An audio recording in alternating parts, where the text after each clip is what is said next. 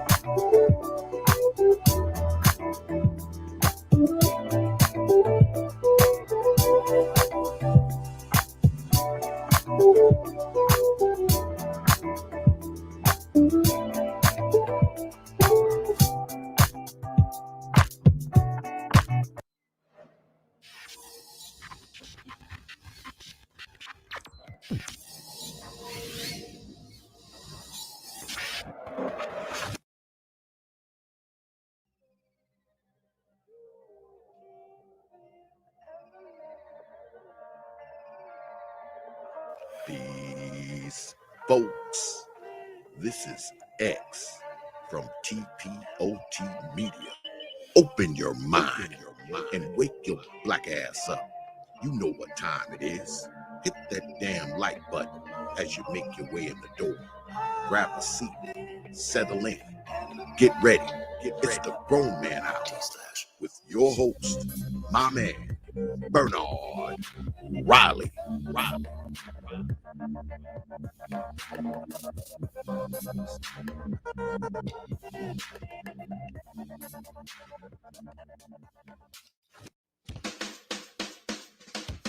Hey, what's up, everybody? This is Mumia Obsidian Ali. You know who I am. I need no introduction, right? And you're listening to the Grown Man Hour with my man Bernard Riley, heard weekdays right here on YouTube. What do you think about that? How about that? Now let's get back on with the show. Thank you. All right, what's up? What's going on? Welcome back. What's up, good people? Let's get this thing started. Cajun Rays in the building. Shout out to the Early Bird Squad, those that make it in bright and early. Says good morning. Bernard D-Rock Den in the building. Omega Dreads up in this piece. Alvin Davis, shout out, salute to you.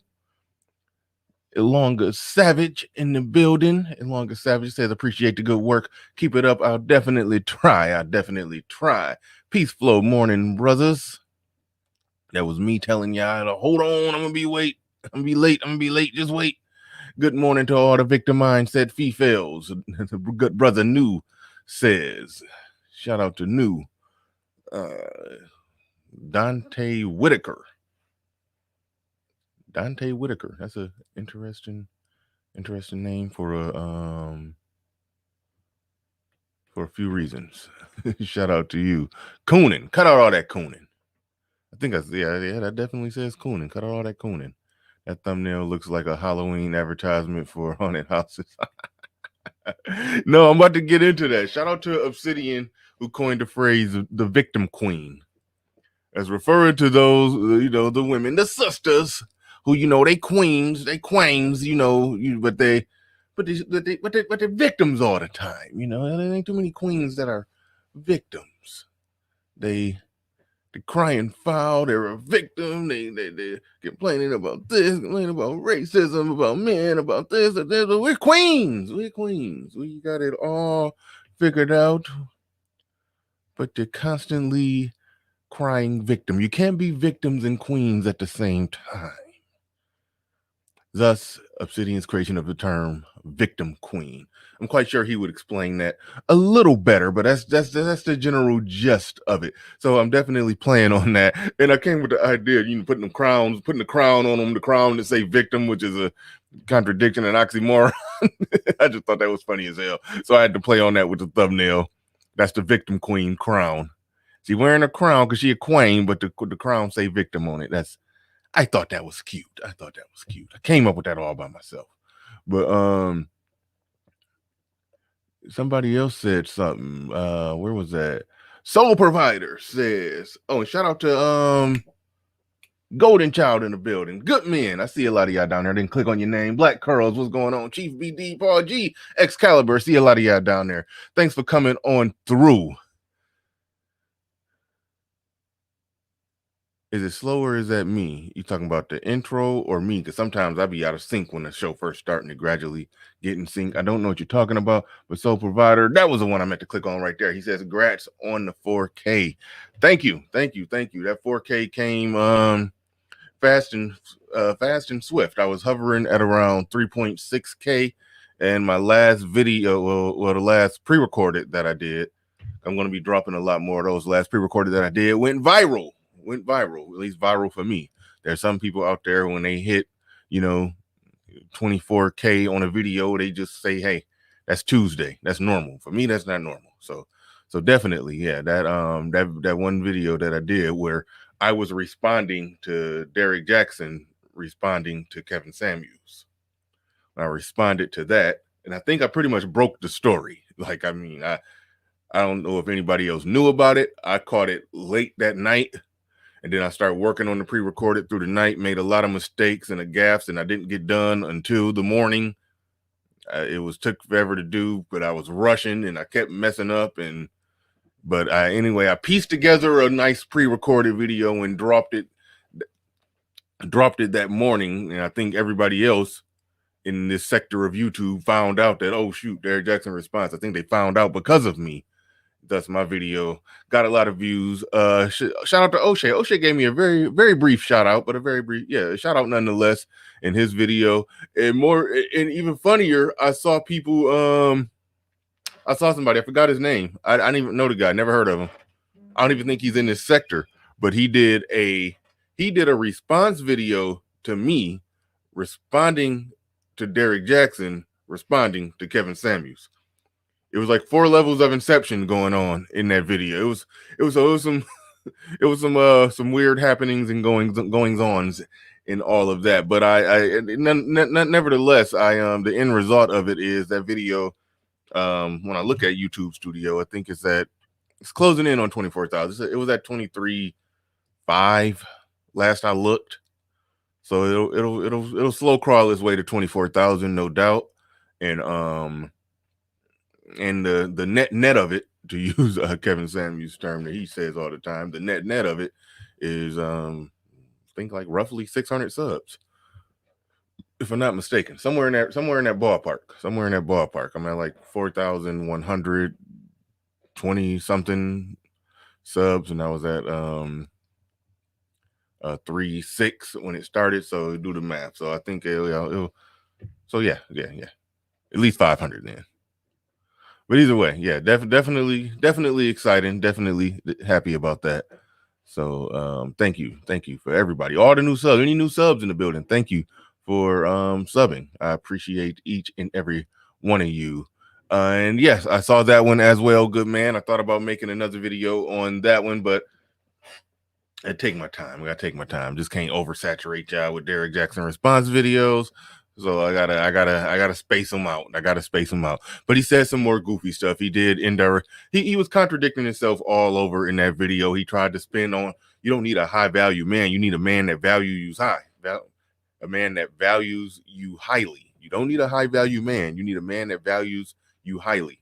Well, isn't that more or less what Kevin Samuels is saying? What's wrong with just an average guy? You're an average woman. What's wrong with just getting with an average guy? And then Derrick Jaxn tried to spin it, is when talking about women lower their standards. He tried to spin it like that meant accepting abuse and cheating and all of that other stuff. But no, it just said lower your financial standard. It's just math. You know, it's just how the math is going to play out. If 100% of the women that make over 100K is expecting a man to make 100K, but 100% of the men that make 100K, 70% of them are dabbling into the women that don't make the 100K. That means that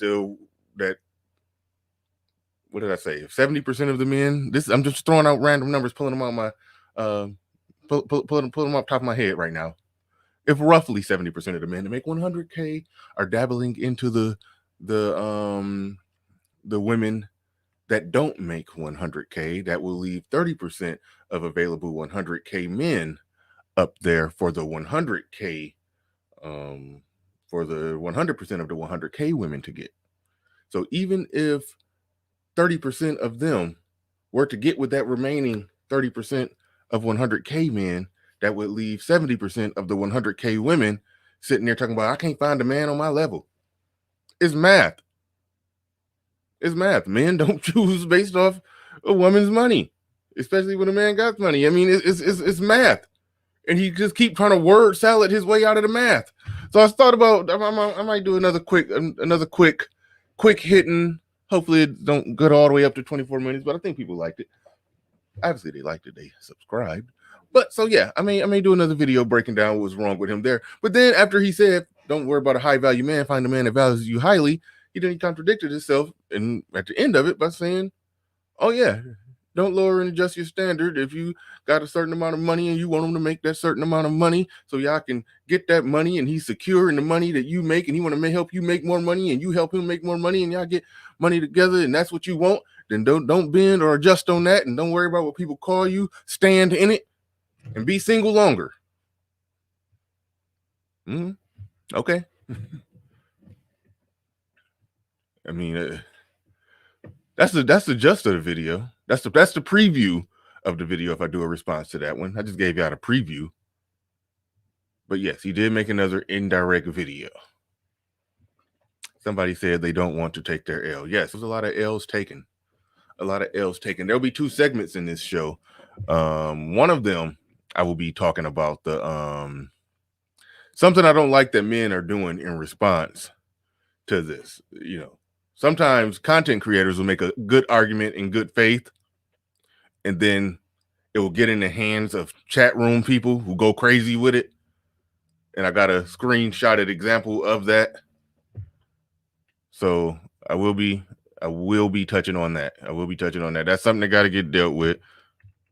Not here to, you know, I mean, that got to get dealt with. That got to get dealt with because, yeah, sometimes you Negroes can get a little out of control. Sometimes. Not all the time, but sometimes. So we will be touching on that. But to the main topic about the victim claims. To the main topic about the victim claims. I just got a cash app from BK Hammer.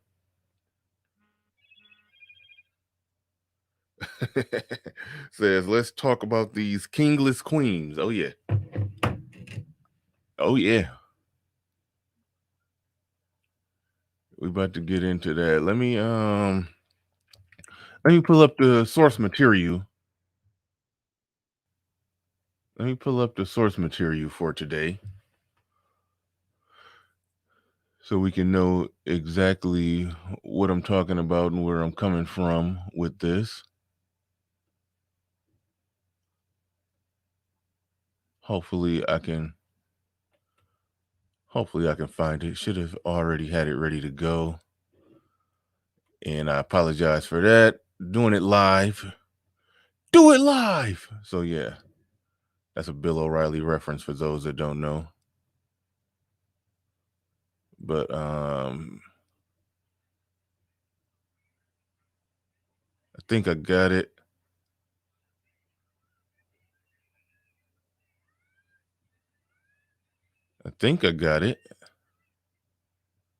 Yeah, I'm having a hard time finding the original video. I thought I had it ready to go.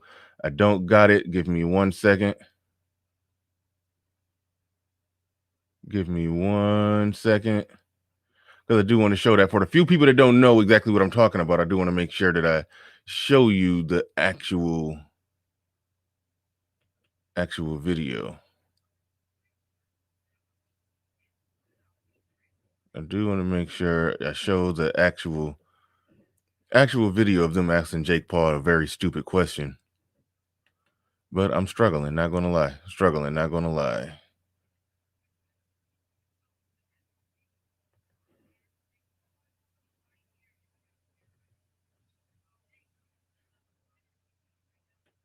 All right, I think I got it. Sorry for that dead air and that delay. I had to figure something out. Sorry about that. We got Mr. Shane Vitches back in the building. Half of 100K black men marry white. That's not true. It's not half. At least I don't think it's half.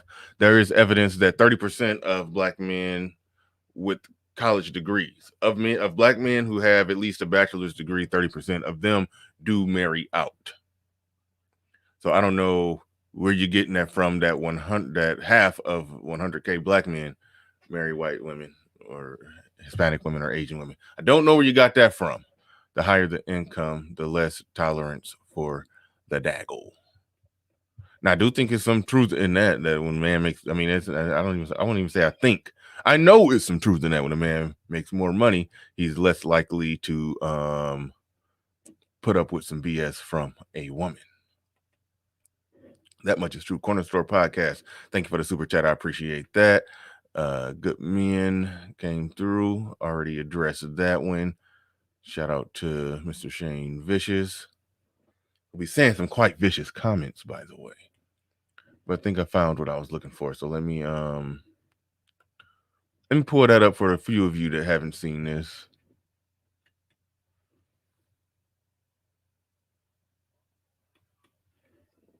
Let me pull this up for the few of you that have not seen this. I know most of you have, but it's very short, so I'll go ahead and just let it roll. It says nobody marries a queen that moves like a rook. That's funny. That's funny. All right. Let me get my earpiece together. So I can hear a little something. And again, I apologize for the delay.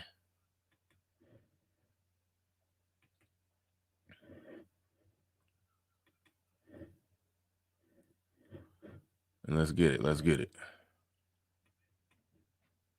Started to protest because why? I'll tell you why. And this is our question of the week. We saw what happened to Nate Robinson. So I'm going to ask Jake Paul right here in front of America. Jake, considering where we are right now in our racial conversation in America, was what you did to Nate Robinson racist? That is the question of the week. Man. Nah, stop playing with me. Come on. Listen, Jake. Jake Paul was on some Negro Wireless, but I just want to right out the gate say to about Jamila Hill, who y'all know I'm no fan of. She's the one who made that infamous comment that well, at least I thought it was infamous. She said, "I am increasingly starting to find that Black men want more access to patriarchy. They don't really want to dismantle it." Because in her eyes, Black men were supposed to be cutting their penis off because in fighting on behalf of whatever Black feminist agenda she's on. That was so yeah, I did. I've done content on that one. So I'm no fan of her, but in her defense, she asked the question in good spirits, in good faith, with a smile. She was joking, she was laughing. So I got no problem with her and how she asked the question. She was laughing. Because it is funny. It is funny. But rolling the tape. It's a sensitive time right now. We just had to witness a white man just knock a Black man smooth out in front of all of America. So that's why I asked that. But just tell us about that moment real quick, because it looked like Nate was asleep before he ever even hit the canvas. Yeah, this is what we train for. At the end of the day, boxing's a sport. And, you train to win. Nate is the one who called me out originally. Fascinating. I think he is frozen. Hey, can you hear me now? Yeah, I can hear you guys now. Sorry, okay, my Wi-Fi is unstable, like my relationship. Okay, so let's start from the beginning. Okay. First and foremost, was it racist to knock a Black man out? That is the question of the week. Oh, stop asking me that. I said no. It's not racist.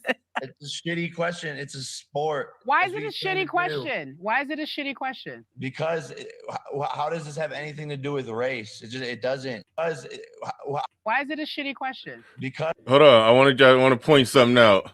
Notice that let me make it bigger so y'all can see it. I want to point something out. Notice that she's intense. Hold on.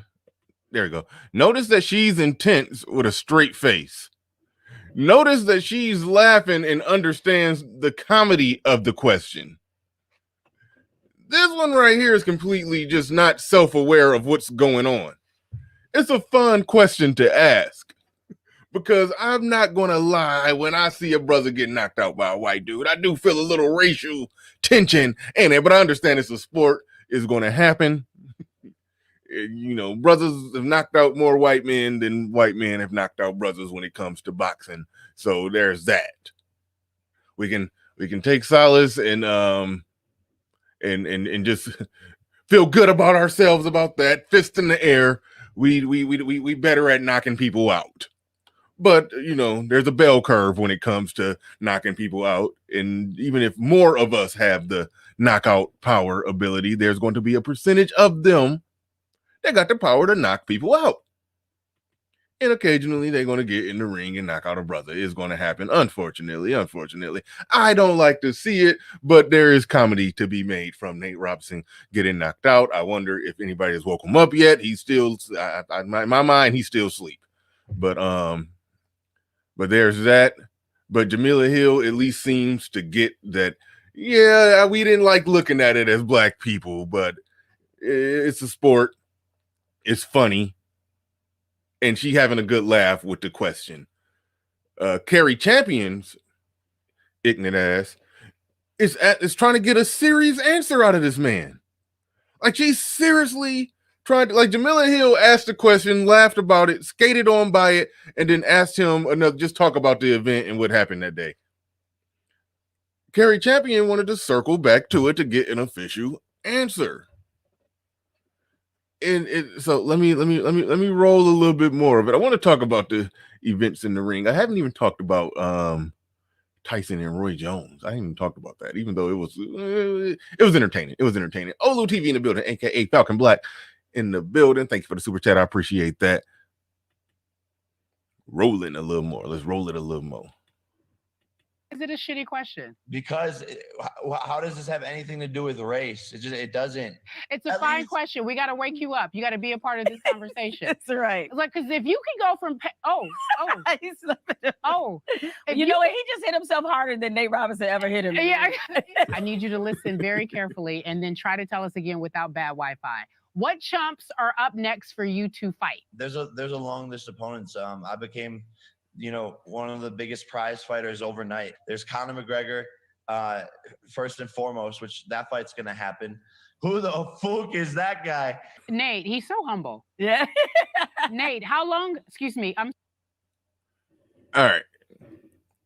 Let me back it up and play it one more time uninterrupted real quick. Fair use. Out. That is the question of. Yeah, I mean, this is what we train for. You know what? Witness a white man just knock a black man smooth out in front of all of America. So that's why I asked that. But just tell us about that. Did to Nate Robinson racist? That is the question of the week. Man. Nah, stop playing with me. Come on. Listen, Jake, it's a sensitive time right now. We just had to witness a white man just knock a black man smooth out in front of all of America. So that's why I asked that. But just tell us about that moment real quick, because it looked like Nate was asleep before he ever even hit the canvas. Yeah, I mean, this is what we train for. At the end of the day, boxing's a sport. And, you train to win. Nate is the one who called me out originally. Fascinating. I think he is frozen. Hey, can you hear me now? Yeah, I can hear you guys now. Oh, Sorry, okay, my that's- Wi-Fi is unstable, like my relationship. Okay, so let's start from the beginning. Okay. First and foremost, was it racist to knock a black man out? That is the question of the No, week. stop asking me that. I said no. It's not racist. It's a shitty question. It's Twice. a sport. Why That's is it what a you train to shitty do. question? Why is Three. it a shitty question? Because how does this have anything to do with race? It doesn't. It's a At fine least- question. We got to wake you up. You got to be a part of this conversation. That's right. It's like, because if you can go from He's slipping. if You know what? He just hit himself harder than Nate Robinson ever hit him. Yeah, I need you to listen very carefully and then try to tell us again without bad Wi-Fi. What chumps are up next for All you right. to fight? There's a long list of opponents. All right, now that was the deal. That's what happened. A lot of people made videos about this. I'm kind of late to the party getting in on this one. But I mean, it does fall in line with something that I talk about a lot, how black people, how we have got to shake the victim narrative. We can even pull being a victim out of a sporting event with two men in the ring throwing punches at each other. How, Sway? So that's what I want to talk about there. And also one thing Jamila Hill said, and Nate Robinson was out before the punch was even thrown. That is the most truest part of the most true part of all of this. The referee, no questions asked before I even get back into them and their buffoonery. The referee, no questions asked. Should have stopped the fight when Nate Robinson got up the second time. He technically should have stopped it on the first time, but I understand giving him a chance. People paid their money. Let's just let him survive the round, sit down, see if he wake up, and then they can resume with a normal fight. Even when they came back, when Nate was still not all the way there. Little wobbly. Got knocked down again. on the first and the second time, he wasn't following the directions. Referee, like, put your hands up, walk towards me. Referee talking to him. He ain't paying the ref no attention. He looking hazy in the eyes. He all over, like, stop the fight. Stop the fight. It's like the only person worthy of any criticism in that whole situation is the referee. The referee ought to stop the fight. And I've seen early stoppages. I've seen late stoppages. I've seen no stoppages when it should have been a stoppage. So it happens. And definitely in a, the undercard before the main event, where it's, the whole thing is theater. I mean, we wasn't about to see Roy Jones and Mike Tyson fight like it was, 1993. Tyson was in prison in 93. But anyway, we wasn't about to see them fight like that. That we know. That we knew. So it was all theater. The whole event was theater. It was just spectacle. And so I understand the ref in his mind. I don't want this spectacle to just end too early. So I could tell what that he did, why he wanted to, at least wanted to try to keep it going. But nah, you do not keep that going. You definitely don't do that. So he definitely got a call foul on the referee on that one.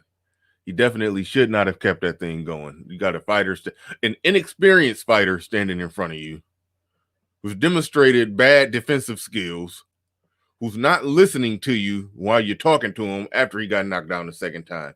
For a referee to even consider keeping that fight going, that was horrible. That was horrible on the part of the ref. Horrible on the part of the ref. To the main event, though, that I haven't even talked about on here, that was fun. It was funner than what I thought it would be, and I was actually impressed. If you're a Tyson fan, you definitely enjoyed it. You definitely enjoyed it because Tyson got in there and mixed it up. Came at Roy pretty hard with those body blows. They called it a draw just for fun, just because it was a fun fight as an exhibition. But anybody who watched it know that Tyson won that. And a shout out to, I believe, let me double check before I say his name, but I think this is Mr. Fantastic said, get the smelling salts. Man, he's still asleep. I don't even think they woke him up yet, man. I don't even think they woke him up yet. I think they just carried him out, body bag. They carried him out on a stretcher. I think he's still asleep. I think he's still asleep.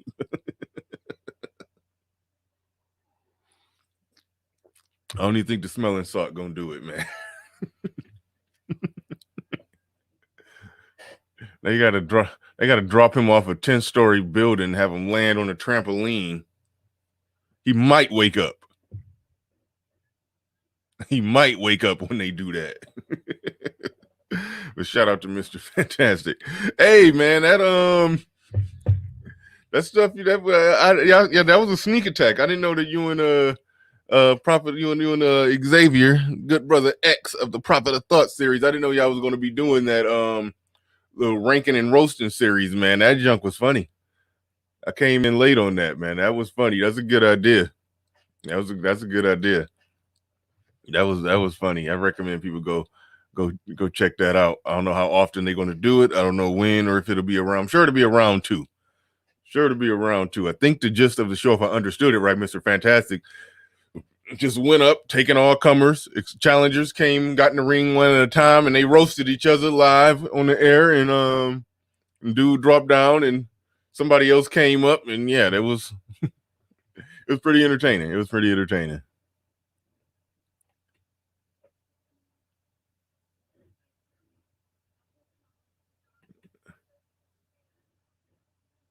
Oh man, he thought he was fighting in the hood or something.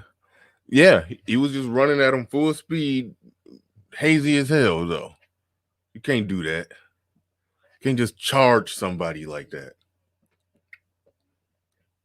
But anyway, Mike and Roy. I did greatly enjoy that. In my mind, I thought going into it that Roy Jones would have a chance at winning because I figured both of them old and slow and don't got no power. So whoever got the most technical boxing skills, that was who was going to win. But then Teddy Atlas, who's the oracle of boxing, Teddy Atlas and Max Kellerman, those are two people I love to listen to talk about boxing. Love to listen to them talk about boxing. Teddy Atlas basically explained how Mike Tyson actually got more trained technical skill. People don't view it like that because he's an inside fighter and a brawler, but it's a lot of trained technical skill in what he's doing. But Roy Jones was the one who was just out there, just I don't want to say a freak of nature, just doing stuff they teach you not to do, walking around with your hands down, moving back like that instead of side to side. He said Roy Jones was a lot like Ali. He did stuff again that went against the book, that didn't make sense, but they just had such superior reflexes and timing that they didn't have to go by the book. So you get older and all your reflexes and timing and all that leave, and then now you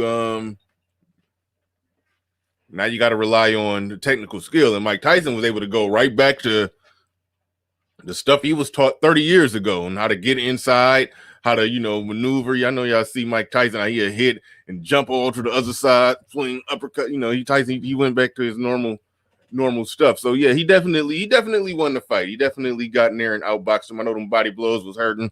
Roy Jones was on the stool looking like he was about to die. After the second and first round, Roy was just gassed, rocking back and forth on the stool.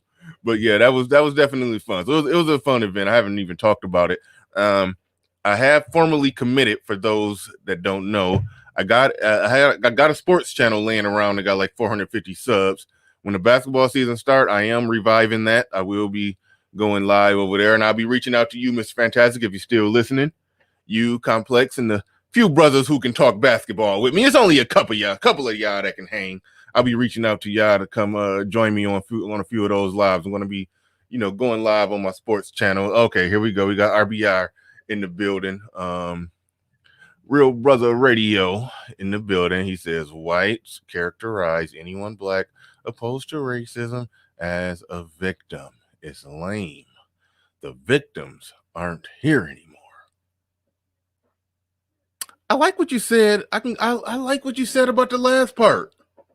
The victims are not here anymore. Yes. The victims of all that real racism. The victims of all that real racism back in the day. Most of them are not here anymore. I agree with you. I see free men walking around complaining about stuff. Try not to cuss. Don't want to mess up my money. Don't want to mess up my money. I got that video going semi-viral. I got monetized views. Got a lot of monetized views coming in. Got to keep them monetized views coming in. All right, cool. Almost what she says. Almost definitely, I can actually watch the NBA now that they're done being a. Hey, I watched it. I ain't care.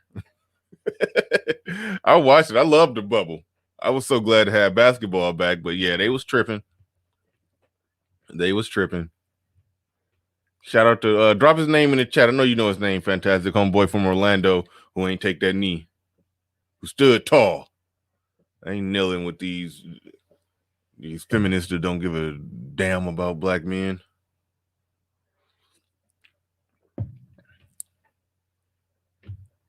Shout out to that homeboy from Orlando who didn't take the knee. I can't think of his name. But yeah. No, the NBA is in full effect. Man. I enjoyed the bubble. The ratings was down, but it was fun. I liked watching LeBron hoist his fourth trophy, get his fourth ring. He's chasing down the real king. We'll see how that go. But yeah, I definitely enjoyed that. But man, these chicks embarrassed. Jamila Hill, who I don't like. And she went to Michigan State. She's from my home state. So yeah, I'm holding a slight L for her.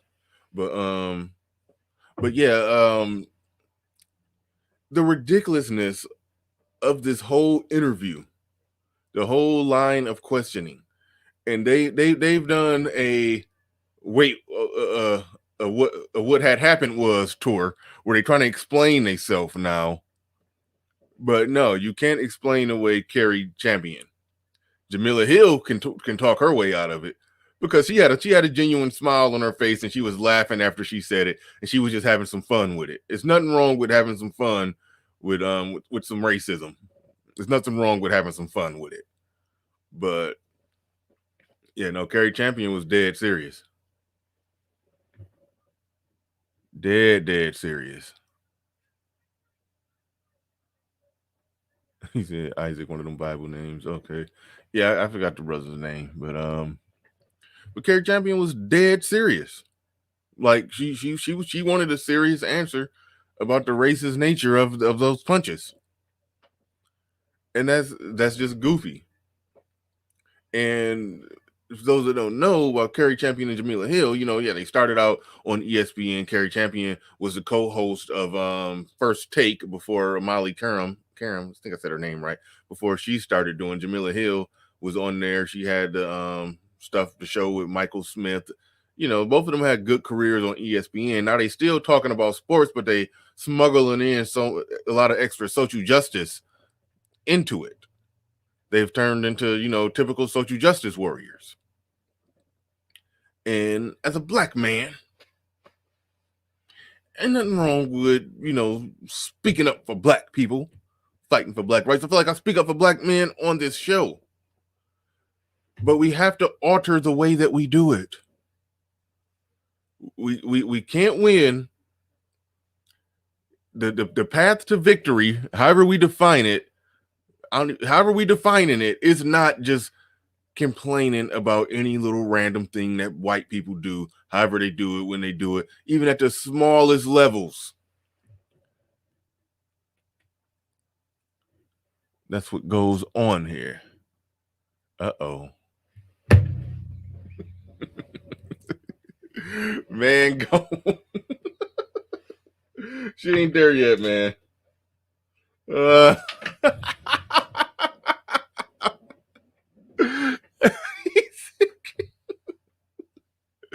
Man, get out of there. She is not looking like Maxine Waters already. About 5-10 years. No, but that's wrong, man. Hood Conservative said these broads just made us all look crazy. Yeah, because we're not in a place yet where we can say they made black women look crazy. No, we all look crazy because we all stand in it and stand on that racist narrative. We stand in it and stand strong on that. So we all end up looking crazy when people say crazy stuff like that. And that's how it is, and that's how it goes. But I'm going to move on from this segment because I got something else important. I couldn't figure out a way to smuggle it into the title or the thumbnail, but I got something else I got to get to.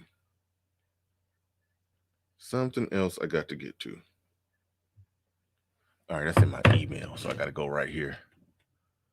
So bear with me, stand down and stand by for a second. But the victim narrative have got to go. And it's funny when you merge the victim narrative with the queens, and thus Obsidian's term, the victim queen. That's when it just gets just uber through the roof, just ridiculous. When queens they just got it all together, they got it all going, they hitting on all cylinders, who run the world, girls, but a victim at every turn.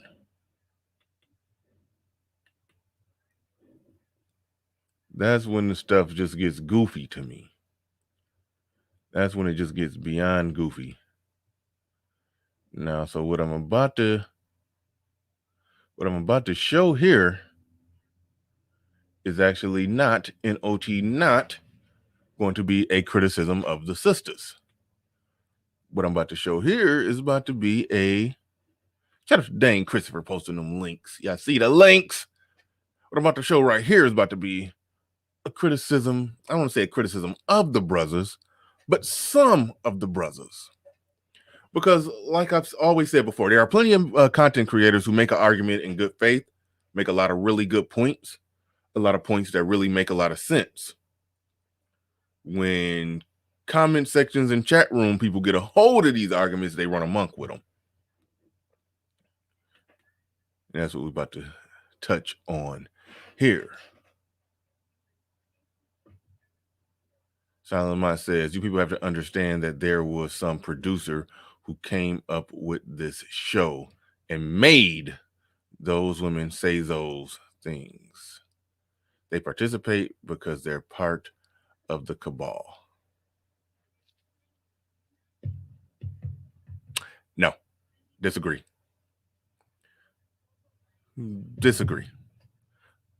I don't know for sure, but I think they damn near independent. I think they're doing their own thing. And the reason I can't go with you at all on that, Silent, because Jamila Hill says crazier stuff on Twitter. So he ain't about to blame the white man for them asking a goofy ass question. And they say crazier stuff on Twitter. So no. There's no white man standing over her shoulder making her tweet at 3 a.m. Well, maybe. But no, I don't think that's what's going on there. No, I ain't going with that one. I'm not going.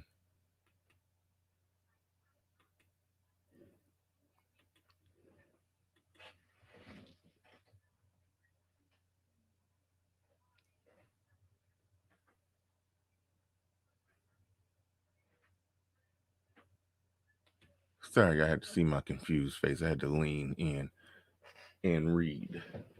All right. Let me start out by saying this woman here, she didn't do nothing wrong. This ain't about to beat up on her segment. But I just want to read something and then we're about to see a reaction to it. Okay. Anyang Kusi, I think I said her name right, was well aware of the fact it's harder for Black people to get mortgages. Okay. But I'm not even going there on that one. Credit scores for the win. High credit scores for the win. I'll just say that and just keep it moving. But she was determined to become a homeowner anyway. CNBC.com. How's this 30-year-old making $95K was able to buy a $252,000 home during a pandemic? Now, first things first, I don't got that properly blown up for y'all, so y'all can see what I was seeing. So I apologize for that. And Silent's comment is in the way. So y'all can see exactly what I was seeing. So I apologize. I didn't have the optics looking right, but there y'all can see everything. Y'all can see her. Yeah, I can see where we at. Damn it. Come on. Okay, now you want to trip. Now you want to be goofy. All right. But see, yeah, y'all can see it there. I read it, so you don't got to read it, but I'm just letting y'all see that because it was too small. I just want y'all to see what I'm seeing. But all right, nothing wrong there. And it's not even really a big deal making $95K a year when he was able to buy a $250,000 home during a pandemic. Is actually the case when if you make $50K a year and you got zero debt, you can afford a $200,000 house. So making $95K a year with a little bit of debt, just a little bit of debt, yeah, $250,000 house sounds about right. Sounds doable. Now, some people would suggest that you should buy lesser of a house if you're making $95K, but that's debatable either way. But overall, that's really not that big of a deal. If you got good credit, you make $95K a year, $250,000 for a house sounds right. You know, they wording it like they're saying, how did this waitress pay cash for a $400,000 house and money that she saved in 1 year? Like, no, she makes $100,000 a year, got good credit.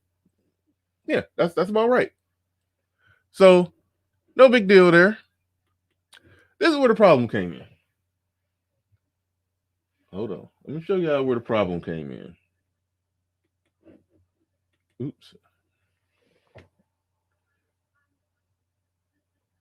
Homeboy, Gino Raphael Phillips says responds to all of that by saying, wait for it. She's average at best, and she's going to expire alone because she put more effort into being an independent woman who don't need no man, got her PhD, has a dog, and bought a home, yet has no wife skills, no effort put towards learning how to be a wife. No man cares about a woman's career, degree, house, how much money she makes, etc. No real man cares about all of that. Shout out to Erica Williams. That's who I saw this from. Actually, my woman follows Erica Williams, so she saw it and she looks at and she sent this to me. If I duck in and listen to Erica Williams from time to time, she can say some good stuff. Definitely good stuff. Immediately.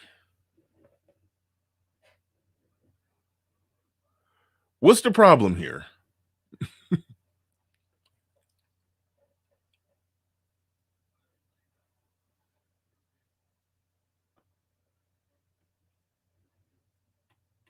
Uh-oh. They play the victim just to hide their dysfunction so they won't get shamed for their illogical, narcissistic, sociopathic behavior. Simple. Yeah, you're on the previous topic, and that's very, very true for the previous topic. But we're moving along, moving right along. This isn't victim. We ain't talking about the victim stuff now. I didn't know how to work this into the title, so it's two parts to the show. We almost an hour in, so we're moving on to a different segment. The problem I have here, the story wasn't about men. Gino must be red pill. Thank you. You know nothing about this woman. Only thing that happened is she bought a damn house. That's it. And that's where I feel like good conversations could be made in good faith by content creators, and then people get a hold of it and run wild with it. Like, we're doing it wrong if we're just randomly attacking a woman saying she's average at best. One, she ain't really, average. She was an above average looking woman who bought a damn house. Now, we can't get out of control with these talking points to where the purpose of what Kevin Samuels is saying is not to say that any woman who does anything for herself is somehow in the wrong. That ain't the purpose of these talking points. What he's saying would be true if we knew her mentality behind it. If we knew her mentality behind all of that, then what he's saying may be true. If she was average looking or looked like Quasimodo with some purple weave and was sitting there on some, if this woman had purple weave and looked like Quasimodo and was sitting there saying, and yeah, I make 95K, so a man got to make 95K or more, then that comment would be applicable. That comment would certainly be applicable then. It's like people don't like the reason all of those average at best and you're going to die along with your current thought process. The reason that matters is because the women are foolish enough to think that because they make that money, they deserve a man who makes that same amount of money. But as we know, we've covered 7 ways to Sunday here, women don't barter and trade on the dating on the dating and mating market based off how much money they make. Now they can, but they tend to not be happy with that. But they can find some broke dude who can put it down in the bedroom to come through there and pipe them down after midnight. I mean, of course, they do that. They do that. But if in order for them to be in a relationship, they got to get with a guy that makes 100K, okay, and that's fine too. But as I explained earlier in the show, that You get 1,000 men making 100K and 1,000 women making 100K, and up in 700 of those men mess with women who they don't care if the women make 100K or not. That's only going to leave 300 available men for the 1,100K making women who are sitting there saying that he got to make 100K or more. Okay, well, okay, fine. You got a pool of 300 men. That's math. That's simple math. However, there's more black men that make 100K than what there are black women that make 100K. A lot of people don't know that, but that's true. So the men are available. Now, the average or below average looking women who make 100K demanding a man that makes 100K, but that man that makes 100K he can barter and trade better with his 100K on the sexual dating and mating market than a woman can. So he's going to come up and not deal with that woman that's making that 100K while looking like Quasimodo. But this wasn't even a Quasimodo looking chick. The chick that I showed wasn't a Quasimodo looking chick. She was a decent looking chick. There was a video connected that I don't really care to play where she seemed to carry and purport herself well.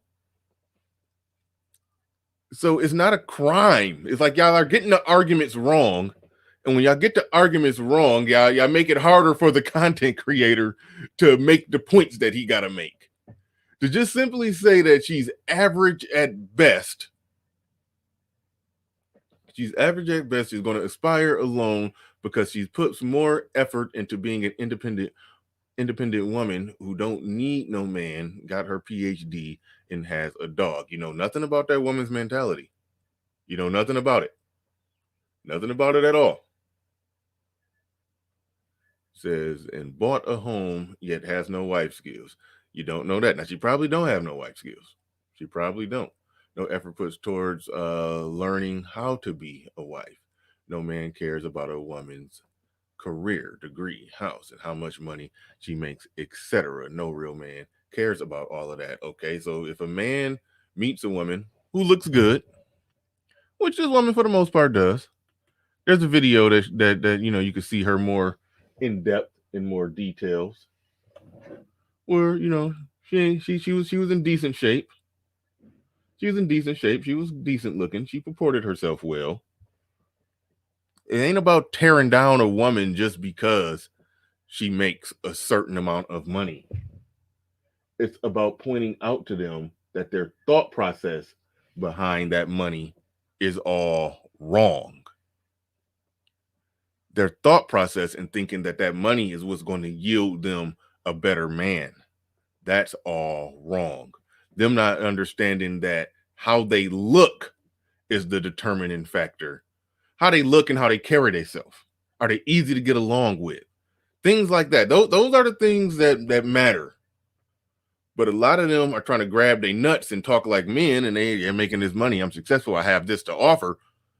But it don't work like that. That's where the problem comes in. But if you simply just see a woman who's smart and successful and has a good job, it is not time to just go full as a savage like this guy. And that's one slight criticism I got for the brothers in all of this. Not putting a cape on, but a slight criticism.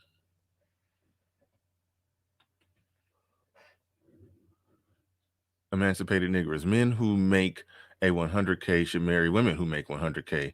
So now they have 200K. Marrying a poor woman adds no value to his bottom line. Okay.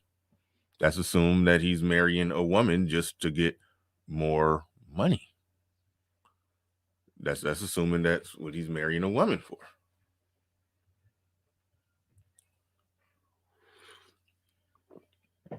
There's nothing wrong with that. If a man makes 100K and he meets a woman who he finds attractive, who's nice, who's pleasant to be around, who he can get along with, who he can be happy with, who he don't mind building a family with and having children with, and all of that in the whole works. If he finds all that in a woman and she happens to make 100K, that's a lot of icing on the cake. That's wonderful. But what y'all are failing to realize is that those other qualities that I named before the 100K are important. Those are very important to a man. Does she look good? Is she nice and pleasant to be around? Is she easy to get along with? Those are very important to a man, more important than her making 100K. So of the men that make 100K, they're gonna have a mating option of the 100% of women that are available.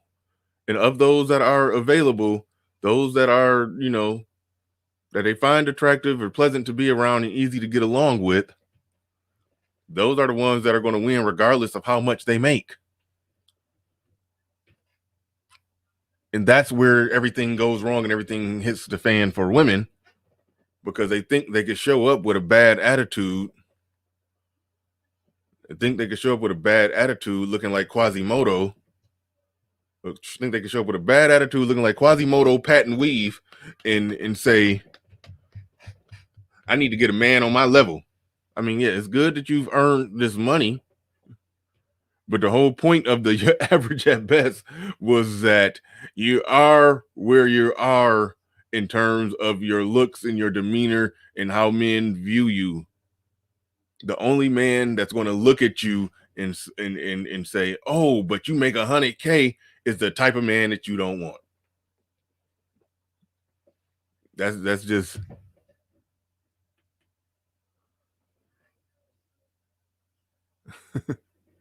He says we don't want nice women, we want cooperative freaks. Depends on what you mean by freaks. You talking about a wild out freak in the streets? You mean I like nice women. You mean a nice cooperative woman who's still a freak in that bedroom and can do some freaky stuff? Then yeah, then that works.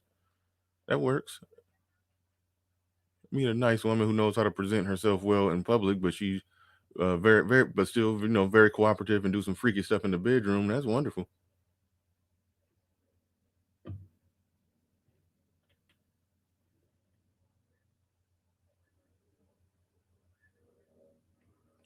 Okay, you said, are you looking to build financial wealth or are you looking for a live-in maid? It depends. It depends. Each guy's looking for different things. I do think that, okay, this is one thing I say all the time. Hey, I dropped the link. You can come up here. Hold on.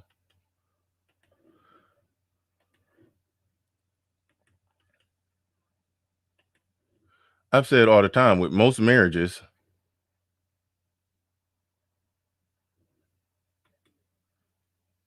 why not marry someone who can add to the net income of the home? If you can find someone who can add to the net income of the home that meets all the other criteria and qualifications and everything, then yeah, then that's wonderful. That's the part that y'all are not getting. But y'all are, what it seems like is happening is that I think that a woman could perform average or below average in the other areas, but make a lot of money and then come up, and like this, that wipes away the other areas. That's what it seems like is going on here. And it's like women are getting hit with the harsh truth and shocking reality that it doesn't exactly work like that for women. It's unfair. Life ain't fair, but it can work like that for men. A man cannot be hitting on all cylinders in the looks department and how he treat the woman and all of that. But hey, if he got the money, a woman going to deal. Woman going to have some tolerance if he got the money. Men don't got the tolerance just because you got some money. Now, if it's some bum homosexual dudes that you don't want that got the tolerance. The bum homosexual dudes that you don't want, yeah, they got the tolerance. They'll deal with some BS because you got money and they want to live off you, but you don't want that guy.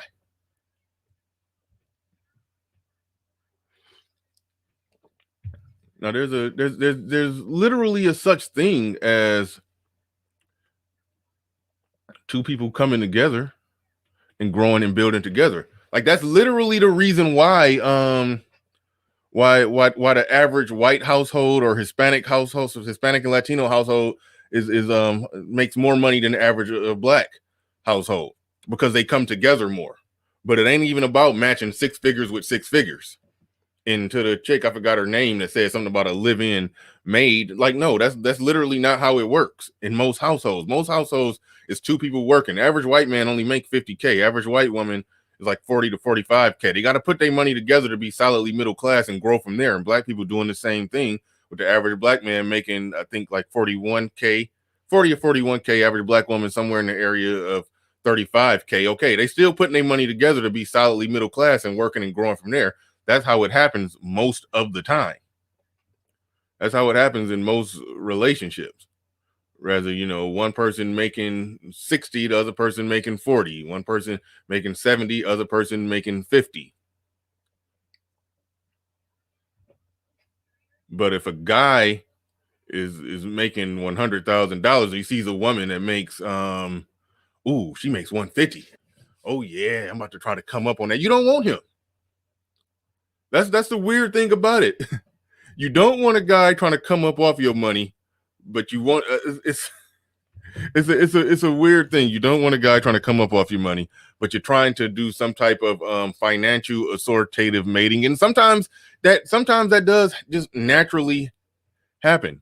You might see two lawyers get together. You might see a doctor and a lawyer get together, or a lawyer and an engineer get together. Sometimes that organically happens. And if it organically happens, it organically happens. But the problem comes in not when men say what they want, because men are flexible. Men will take a woman that makes $100,000 a year with no problem. A woman will only take a certain thing pending or depending on whether or not she's making a certain thing. And that's where the problem tends to come in. That's where the imbalance comes in. Not with men saying they don't want this or they don't want that.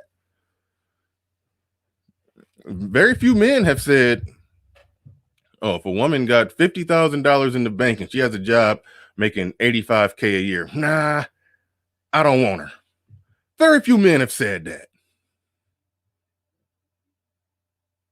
But a man can make 70K and a woman could make 110K, and she's sitting there saying, oh, he ain't on my level. So it's the women causing the imbalance, no matter how you look at it. No matter how you slice it, smack it up, flip it, or rub it down, it is the women causing the imbalance. Let's see real quick. Wait, hold on real quick. Give me 1 second. Stand down and stand by. Mr. Shane Fish is in the building, says, Oprah Weinstein adds a lot of income. We don't care. Wow. Lord Commander says, Boardwalk Empire, Mr. Schroeder was the prototype of feminine, Mrs. Schroeder, I'm sorry. Mrs. Schroeder was a prototype of feminine value men like Nookie Thompson. She was pleasant, smart, and coachable. I really don't even know. I didn't watch Boardwalk Empire. I saw it in spurts. So I really don't know that much about what's going on there with that one.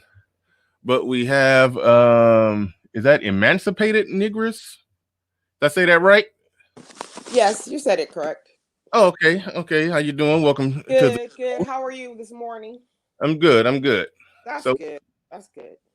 So what you got? You had said something along the lines of a man that makes 100K should get with a woman that makes 100K. That's your initial premise. Yeah. First, let me say the sound is kind of sketchy a little bit. So if I talk over you, it's not that I'm trying to be rude. It's just that there's like a lag. But I was saying that because I think, I noticed like in a lot of other cultures, like Asian cultures, a lot of white cultures, a lot of the men will generally marry within their class. And I think that's kind of a part where a lot of Black people are kind of missing out on. Like, I understand, especially now, there are a lot of Black men that are making six figures. There are a lot of Black women that are making six figures or more now.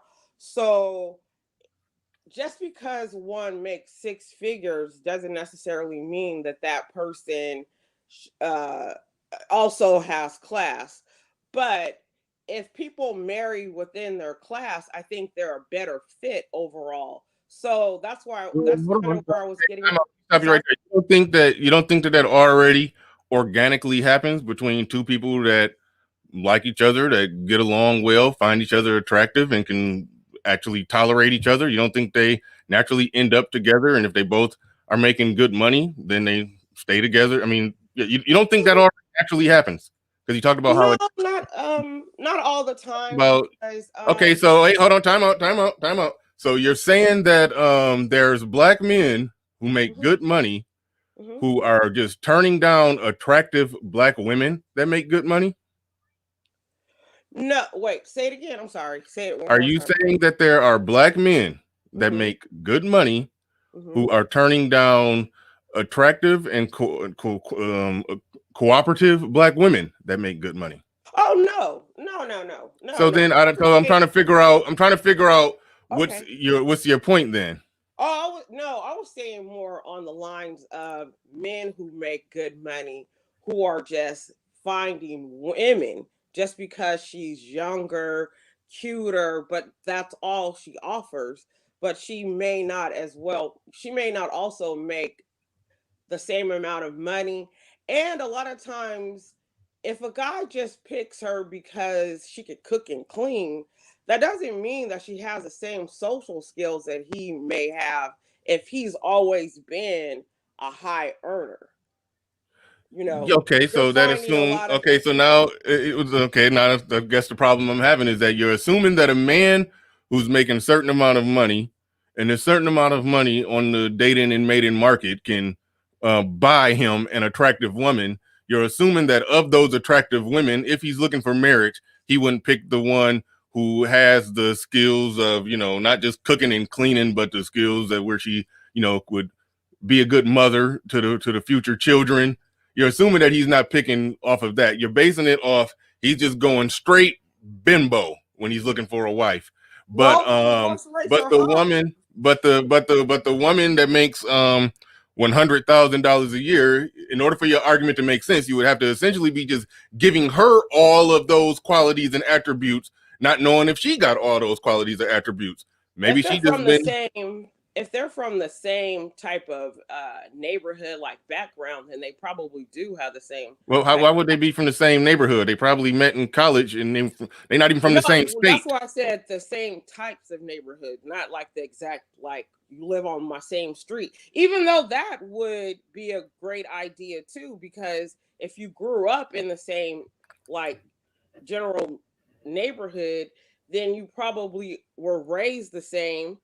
So then that would be a better fit. Like I was saying, a lot of other cultures, that's what they do. Like, for example, you'll find like, okay, like let's say, for example, like in Jewish culture, they will find a Jewish man will find a Jewish woman who has the same type of background as he does. He doesn't necessarily go and run off and find just the girl because she's cute and she can cook and clean. He'll find the same type of girl who comes with the same type of family that he was raised in. Yeah, and I guess I'm just struggling to figure out why do you think that I can't hear you. I'm sorry. how am I sounding now? I guess I'm struggling to figure out is why do you think black people aren't naturally doing that? Let me skip to the end and what I think is going on here. What you are this is what I think is happening here. I think there's first let me back up because there's two things, and this kind of relates to what Perfect Storm says right there with the super chat. He says money does not equal class. True. Did you see the pictures of the woman? I'm sure you're familiar with the Kevin Samuels video that went viral. Did you see the pictures of her with the one with the burgundy weave? Oh, with the burgundy weave. It was some pictures of her. People have been dropping her name, and people have been in her Facebook. So like I went to her Facebook. Yeah. Okay. So when you look at her and you see, she has a pet grooming business allegedly. She makes 100. Okay, cool, great. She makes $100,000 a year. Hold on, wait. And she makes $100,000 a year. There's also pictures of her with burgundy weave. So do you think that she's you think that she's classy and all those things that you talked about, that two people, that a black man that makes good money with a certain temperament is, do you think she fits the bill of what he would even want? I think she would be a good fit for a guy that's like her. You know, he makes a lot of money, but he has a little touch of little ghetto-ness as well. You know, Okay, I wouldn't but see, my thing necessarily, is, people, hold you on, know, people like that. we know.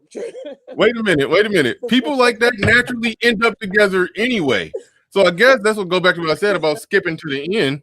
It's not Mhm, the men that are in some type of stubborn protest against anything, mhm. because men, our options are open to make the best woman win. And we're True, not, true, we're not drawing lines in the sand based off how much money she make.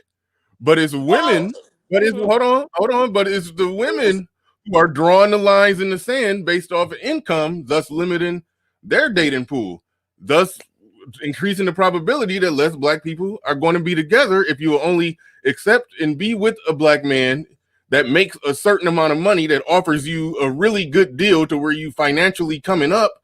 Then I don't see how you could say that black men are at fault at all if we're open to all comers. If you just simply be a if you simply decent to be around and attractive within reason, though, within reason, because I mean we are Yeah, we are the same men who will fuck anything. So yeah, so you are.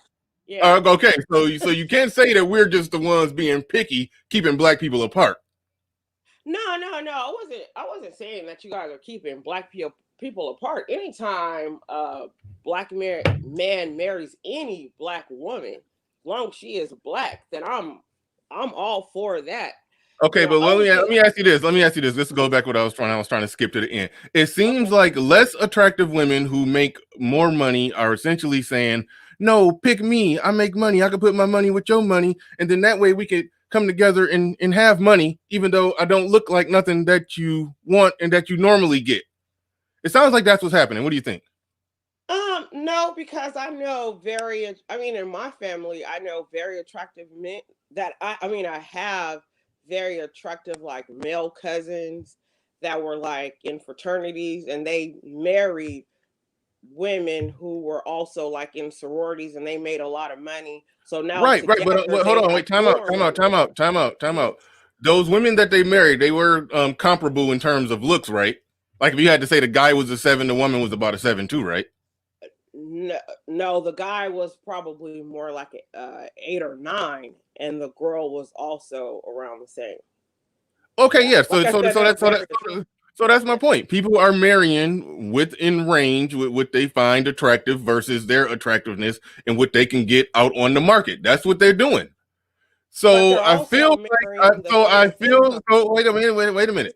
So if they're marrying and getting with somebody who's within their range in terms of attractiveness, Yes. and it seems like what's going on here is that the woman who does not have that attractiveness is just simply trying to put her bid in by saying, "Yeah, but I got money. Please, take me. I got money. Don't never mind that I look like Quasimodo with purple weave on. Well, I then got, she I should got get with a money." dude that looks like Quasimodo. Then she I'm sorry. should Say not that again. for a Say that non again. guy. Wait. You What's cut me wrong off. with two Wait a minute. Quasimodos getting together? Having some Hold quasi on. babies. Okay, wait. Okay, you cut me off. You cut me Oh, off. sorry, Judge. Try I'm not to sorry. do that. I'm Try sorry. not to do that. The problem that comes in with that. Well, first off, there's nothing wrong with two ugly people getting together. Yeah, what's wrong Two with ugly that? people can get together, make some ugly babies, and ride off into the sunset. Be happy. Yes, Hmm. that's true. But the problem that women are having is that the ugly man, when he starts making money, he looks less ugly to women. So now he's balling in a different league, and the less attractive woman that makes good money is saying, "Wait a minute, I want to try to play the man game and use my wallet to try to come up in the dating and mating market," and it's not working for you. It just don't work like that for women, and so that's really what the backlash is less attractive older women who are probably baby mamas, but they worked real hard and made themselves successful, and they're mad because their success is not yielding better returns on the dating and mating market. So you're trying to restructure the whole the wiring of how men think and women think and say, no, you should definitely just get with somebody that makes the same amount of money as you. Looks be damned, or give me an extra point. Give me a few extra points because I make good money too. That sounds like that's what's going on here. I think if you're jumping to older women, then I guess that could be true, could not be true in some situations. But I was speaking more on the lines of someone in the same age range. Like if the guy is 32, then the girl is 27, and they both had a nice income, meaning like a 5-year stretch or so, not like a 10-year or older person. Because I mean, an older person, she's probably not trying to have babies anyway. So I think at that point, she probably doesn't care what the guy looks like. She just wants a guy. But a younger girl and a younger guy, I think I think. Wait a minute. Wait, you said hold on. Wait, I spaced out. I started reading the comments. You said an older woman and a younger guy. No. I was not saying a I don't know. You putting too much. You putting too much focus. You're putting too much focus on the age thing. Let's just say even a younger woman who's career driven. She got her. Let's say she got an engineering degree at 23 years old, and now she's 27, and she's making close to 6 figures. I think all that's happening here is that, and I'm gonna bring you up in a second, Ed. I think all that's happening here is that the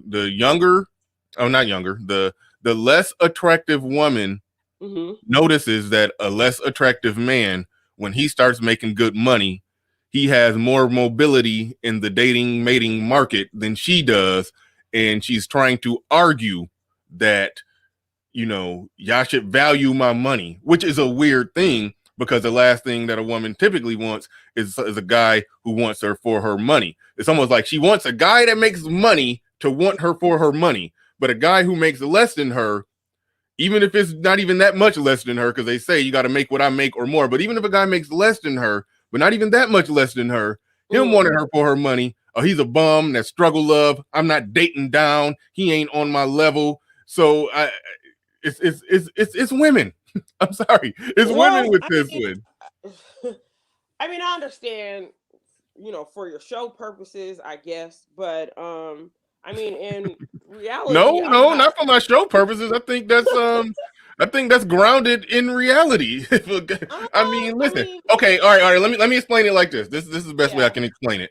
If prior to women, getting an education and making good money, most women were taken care of by men. The labor force was mostly filled with men.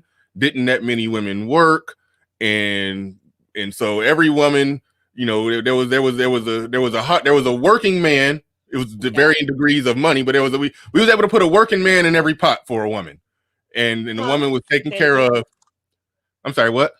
I didn't hear you. What did you say? There was a we were able to essentially, every woman got a working man. There was varying degrees of how much money he made. There was a such thing as working poor, to working middle class, upper middle, all of that. There was various levels of strata, but at the end of the day, every woman had a man that was ultimately taking care of her. Then when women started working and started making their money, when they didn't necessarily need a man, but they will accept a man if he makes a certain amount of money. That's when that starts happening, everything ultimately breaks down. The men are not the ones breaking anything down. So do you think that it would be better for Black people as a whole if the women stayed back and did not really pursue higher education? No, I don't think that would be better. I think it matters more what the mentality would be.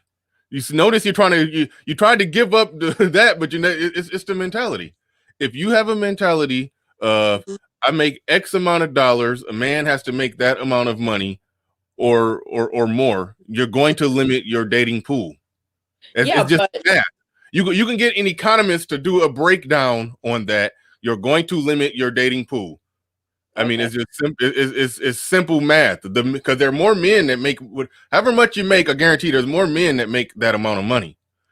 Yeah, So- I don't disagree. So with yeah, those men have the same mating criteria that they've had since going back to the 50s. If a woman was working and she's making good money, great. If she's not working, great. What men are operating the same exact way. The women Yeah, are so- doing something different, and them doing something different is causing them to be single. So they can still make their money Mhm. if their mentality don't change. If they can still make their money and be cooperative and get on board and not be argumentative, combative, bitchy, disrespectful, and feel like they don't need no man, so they ain't got to listen to what no man's saying, or ain't got to, if they get on that type of stuff, then yes, then there's going to be a problem. And the guy is just going to step back and choose women based off who he can get along with, who's cooperative. And if that's a woman that makes 25,000, 50,000, or 100,000, he's going to take that. But women are drawing the line and saying based off money. And when that's done, you're just going to increase probability of you being single. And when you increase that probability of you're single, you're making it to where less black people are getting together, and less black people getting together. And that means there's less black families, and you out on the dating market, and you ended up getting pregnant by somebody who you had no intentions on being with because he don't make enough money for you. And now you're raising a kid by yourself. And we know the statistical outcomes of when you raise kids by yourself, and it perpetuates the problem and more black underperforming people. And that's my final answer. All right, I'm gonna bring up Edward Anderson and Black Curls. Fellas, be nice to the lady. I'm gonna be nice. I ain't gonna be here for that long. Okay. I got Silent Lamont in the back chat, man. Silent be pulling out the bazooka. We don't need the bazooka. I'm gonna keep you down there for a second, Silent. We don't need the bazooka today. We chilling. But go ahead, Ed. You got it. Yeah, so here's the thing. The first thing that kind of jumped out to me was the age thing. But here's the reality of the situation. First of all, there's not that many black people to make six figures. I don't know where people are getting all of this. Even if Roger, and I've talked to BGS, so he explained his numbers. Like 4%, if I understand it right. Is that so we agree. It's about 4% of black men that make six figures or more. So you're in the top 4%. So I don't know. So and then you got to also add in the fact that there's more women than there are men. And most black men, by the time they make six figures, are generally in their early 30s. And the older you get, black men and black women get, the wider the gap is between the black female population and black male population for a lot of reasons. So the older you get, the more women there are compared to men. So even though we start relatively the same, even though it's a little bit more females that are born than males, it widens. So by the time you get in your 30s, it's a big gap. We're not even talking about people that are, we're not even going to talk about looks. We'll just keep it there. So by definition, that 4% is even a smaller pool because it's not the same equal population rate. So a lot of this stuff is mathematics, and a lot of the issue that we have is you have women arguing mathematics. You are arguing things that cannot be debatable. And what it is you're trying to take a square block and put it in a round peg and make it work, and not understanding. And this is what Rebecca Lynn Pope had made that viral video about years ago, was saying that it's you all's mentality. And I would tell any female to go look at Rebecca Lynn Pope video, a woman who is married, a woman who was a certified matchmaker, at that video she did talking about, women's standards are unrealistic. And that video is at 1.5 million right now and growing. And she laid it out, and she also laid it out on the roommates as well. She laid it out. And she's not like pro man. She says some things that men do too, but she laid that out. That's the issue here. Now, as far as the 100K versus 100K thing, that's always a tell. Women in the black culture, in African American culture, do not respect 50-50 relationships. They will not be led by men that are making the same as they are.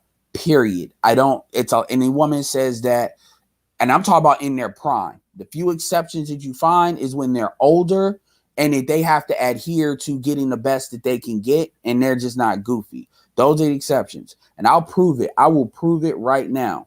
And this is why I'm gonna ask you, Emancipated, a question. You said you believe that people that make the same amount of money, 6 figures, should basically get together. You did say that, correct? Yes, I did. Okay. Do you believe that the woman should give 75% of her income to the man so the man can determine what to do with it for the household? Oh, it's kind of breaking up. You said, okay, I think you said The woman she should give 75% 75% of her money to the man, Uh-huh. of her check to the man every Yes. time. Yes, and she should You give it believe to the that? whole household. Yes, of course.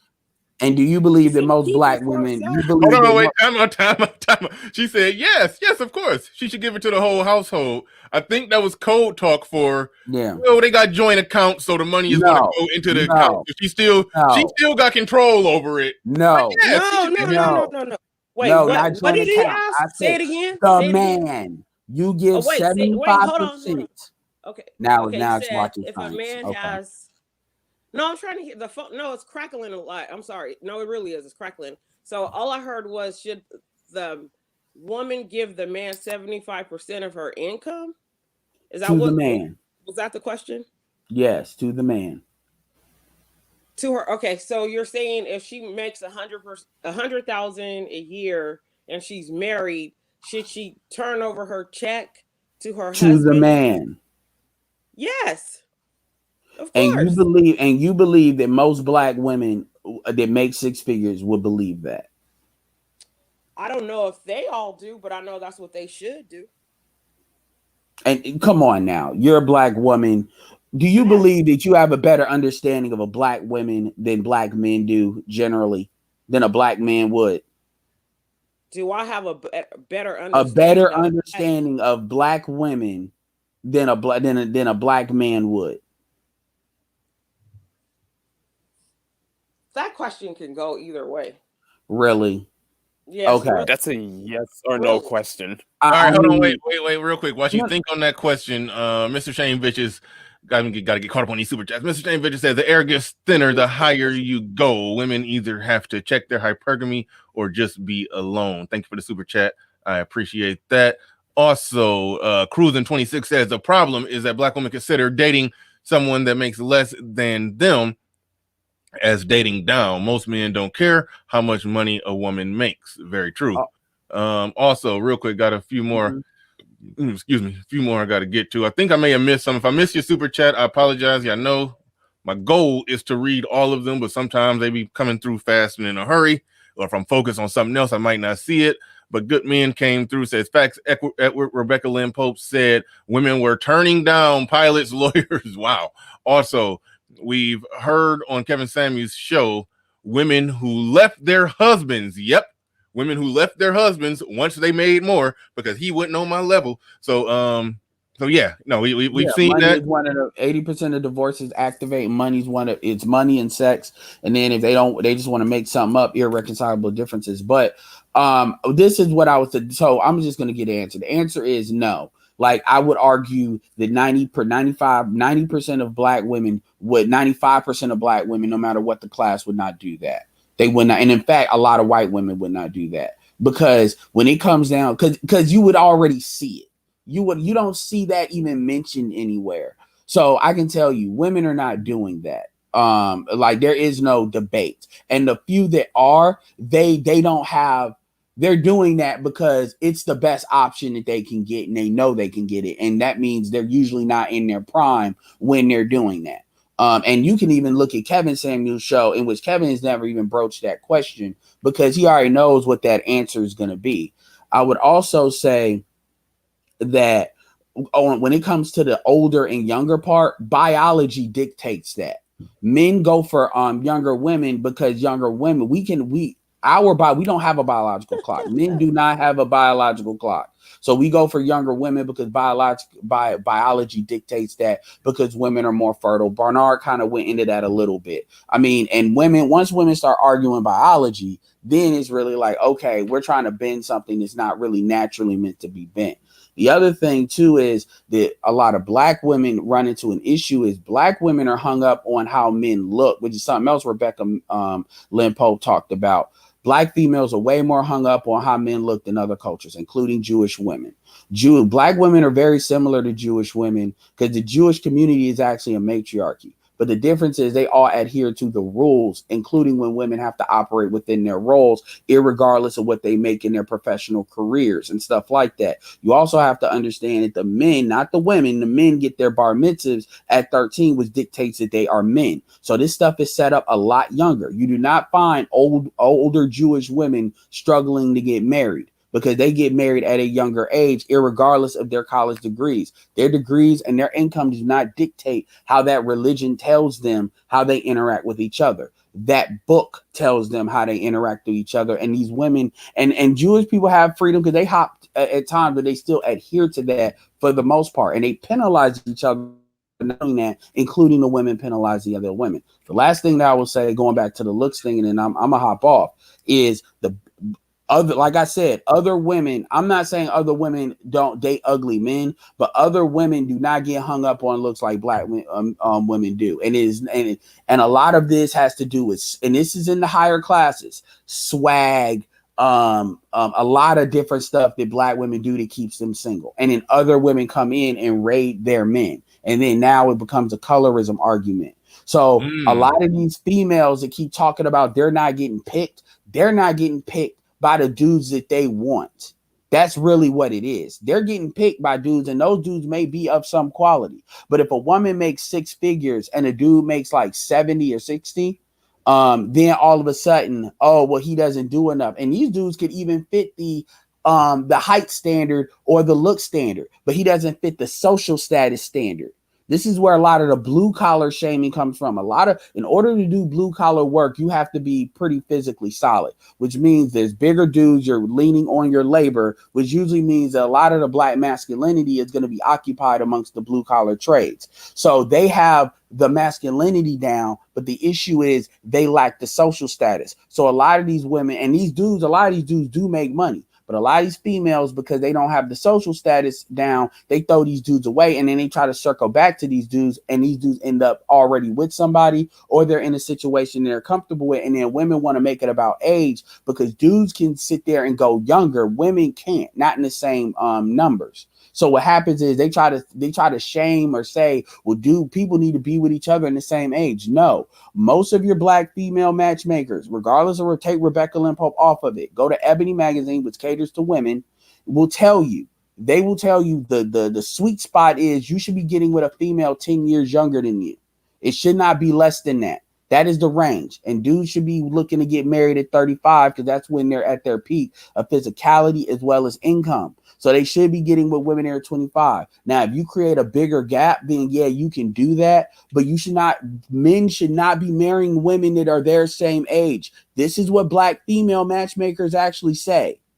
And black women, that's why they say black women are so hard to deal with, because black women have this matriarchal mentality where they want people to be on their program. And you all keep trying to fit it in and thinking we're going to fall for that. And dudes are not falling for that anymore. And I'm not saying this to try to be right.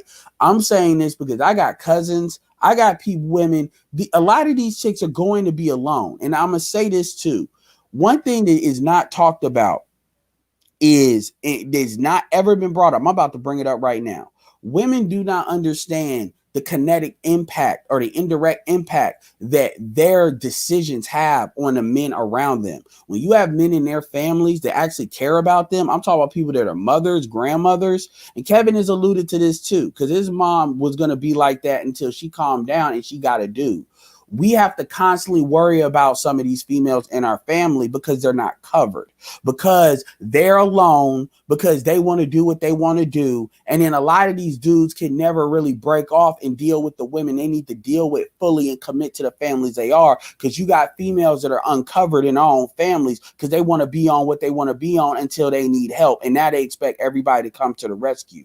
There's a lot of black men that are going to watch their mothers die alone. Point blank, period. They're going to see that. And that shit is actually kind of low key painful. It is very painful to see that. They're going to see their grandmothers die alone. Like, because they want to do what they want to do. So when you moving out of a house and she's in there by herself ain't nobody there, and she's watching TV or whatever happens because she don't have a life of her own. And there's a lot of sisters like that. The church, this is one of the main functions actually that the church still does, which is putting them in somewhere where they can gather together and at least have some kind of social status. And that's the one thing good I'll say about the black church. At the very least, it does that shit. Because if that didn't exist, it would be horrible. And this is something that's never been added into this conversation. And this is why when a lot of black women ask, why do dudes act like they're emotionally just absolutely checking out? Because they're doing that as a defense mechanism. Because at the end of the day, it's like dealing with somebody that has dementia. Like you can either watch the pain of them just slowly degrade, or you can just say, I got to put them in a box in my head and just lock it and just assume they're already dead. And when you understand how much black men care about their mothers and grandmothers and stuff, that is something that's never been entered into this conversation. And it's because, quite frankly, black women give only a fuck about themselves.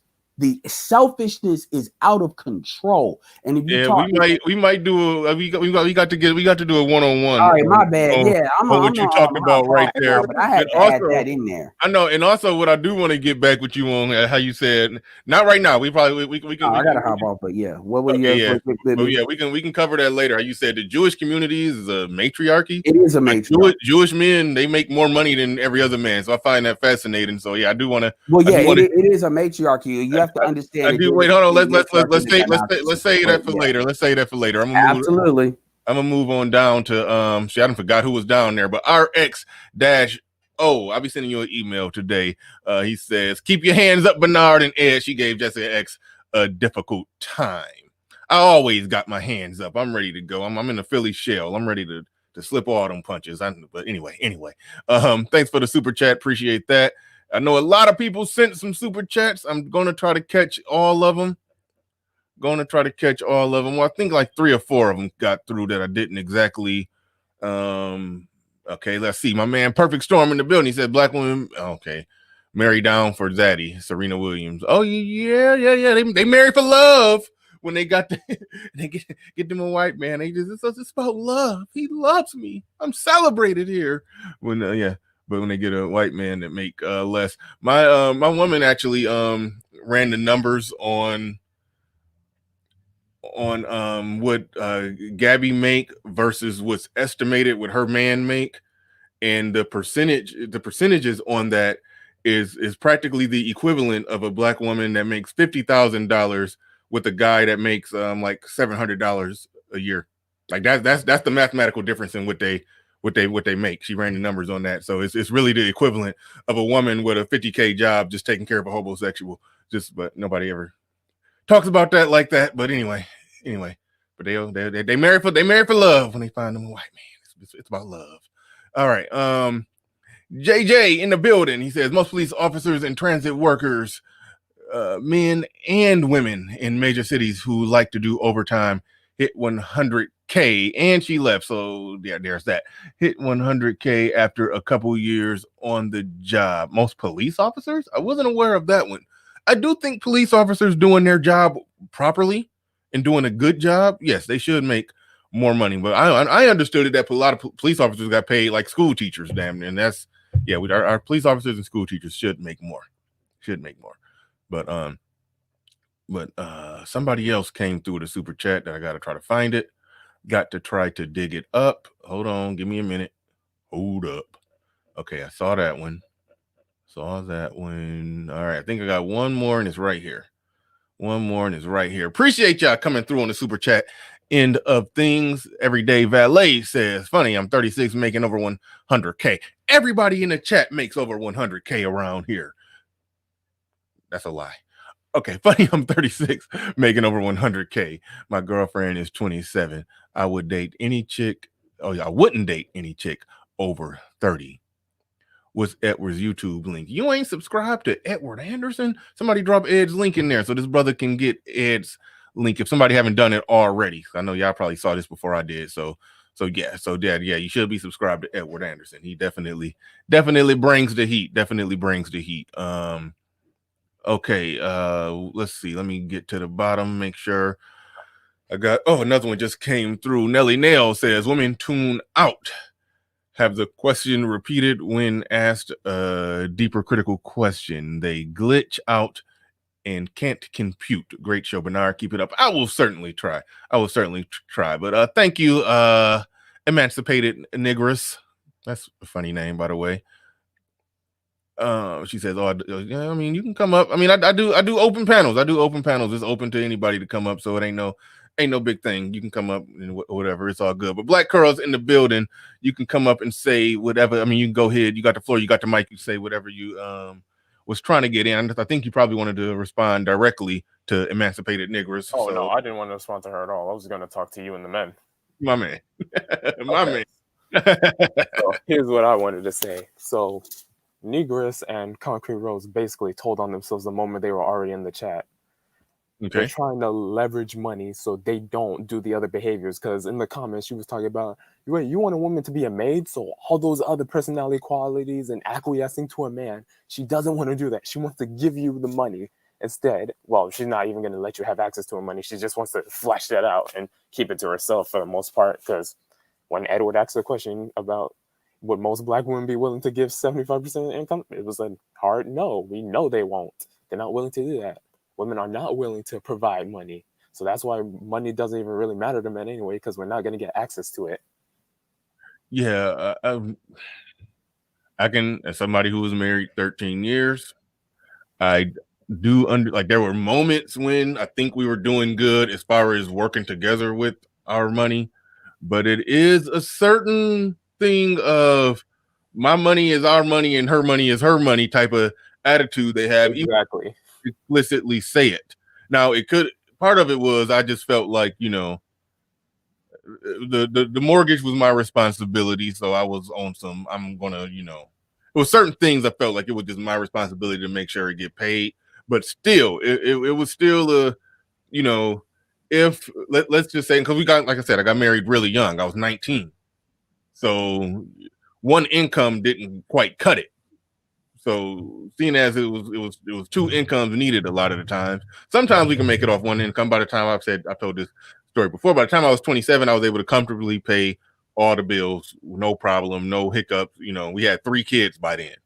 So 3 kids, 27 years old, wife, 3 kids, was able to pay 100% of the bills. She was working a business. She was trying to get a business off the ground that wasn't making any money or whatever. But I mean, that's fine. That's fine. But the main moral of the story that I'm trying to explain here is that when we both was working, a lot of the times it was that feeling of, if her money really started to get fully cut into, like that's those money woes, financial arguments that married couples have.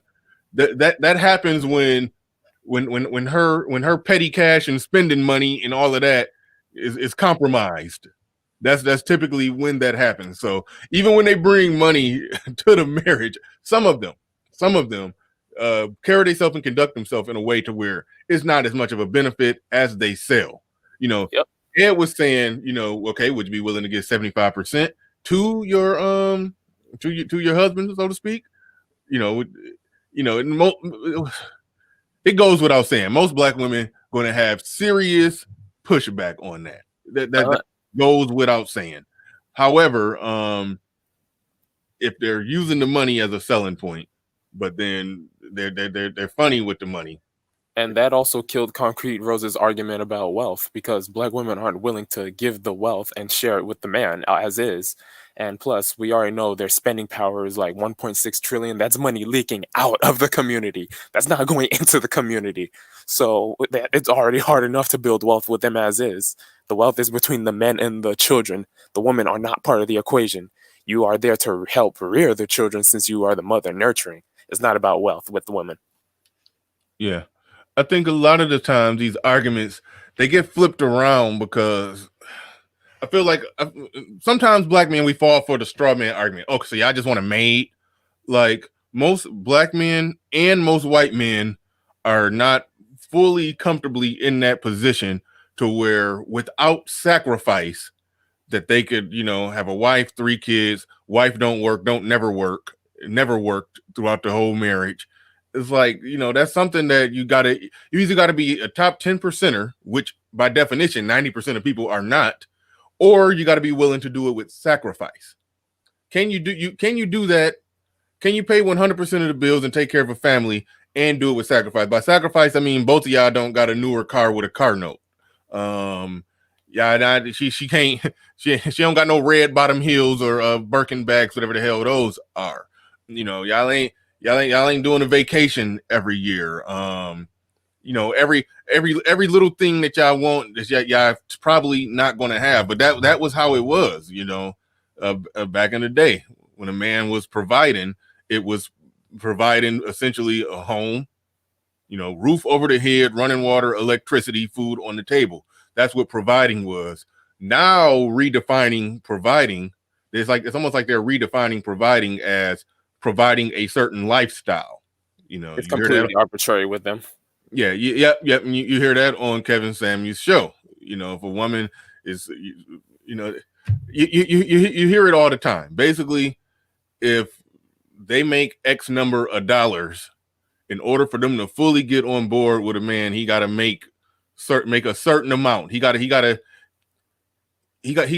make equal to it, and then they have some kind of like little de facto partnership going on where she's, you know, essentially trying to lead or top from the bottom or something like that.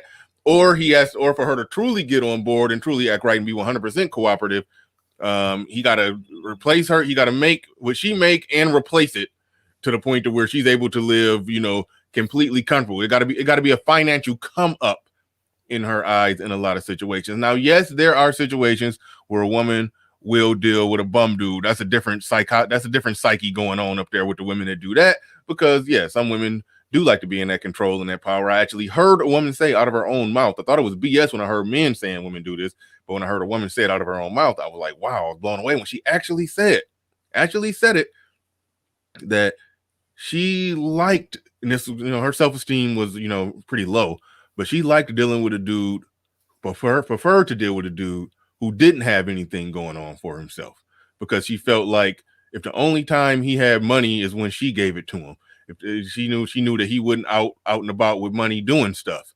She felt like the only time he was in a car is if she gave him the keys to her car. She felt like he couldn't be out and running around cheating. He couldn't be out cheating and spending money and doing this and doing that unless, you know, basically he couldn't do nothing unless she allowed it. That gave her control over the situation, because she felt like a man who had the options and ability to do all of those things on his own, independent of her. She felt like she couldn't keep a guy like that. She felt like that guy was ultimately going to be cheating on her. Superior.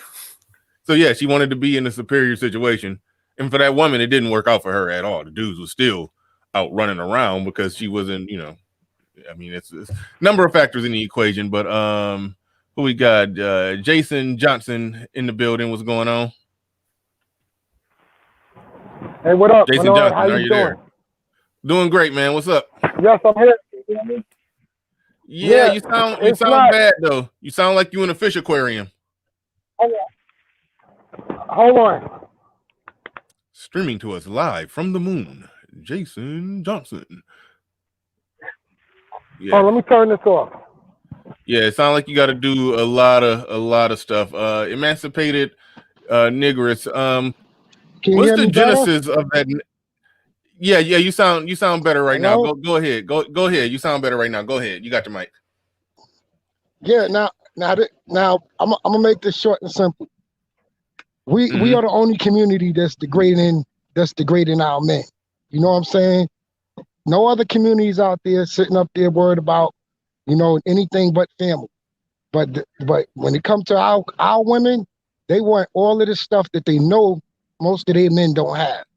And then they beat the man down so bad to the man to the point where the man time out. When you say they want most of the stuff that they know most of their men don't have, what the stuff that they're saying that they want? Basically, if you wait, hold on, wait, bro. Let me.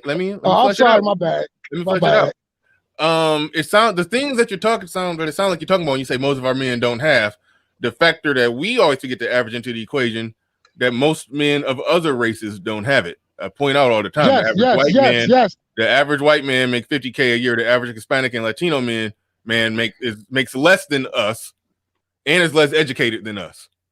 So So let's Yes, start they, it right there. It's top 10 percenters that are doing well in this country that own 90% of the wealth in this country. Everybody else is in the 90 percentile fighting over limited resources and limited jobs. So there's that. But carry on. thank you, brother, for the correction. But this is what I'm basically what you said was what I meant to say. So disregard all what I said because I was like indirect with it. But basically what I'm saying is that all other communities are willing to take what they have. You know, when it comes to our community, you know, we want to discard, you know, the same other communities that take what they have because of what mainstream media puts out there.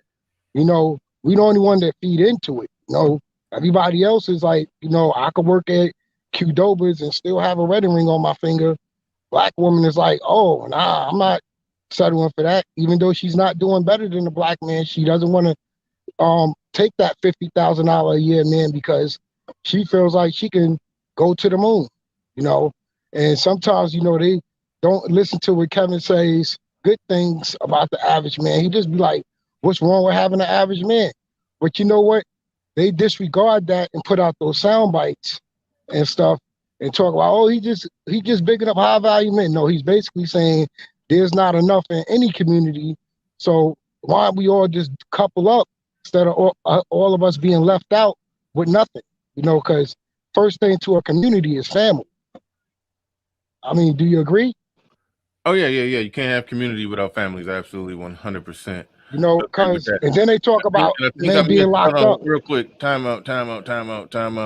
I think I missed somebody's super chat. Let's who is this? Mr. Shane Bitches came back through again. Skip marriage is cheaper and it's cheaper and move.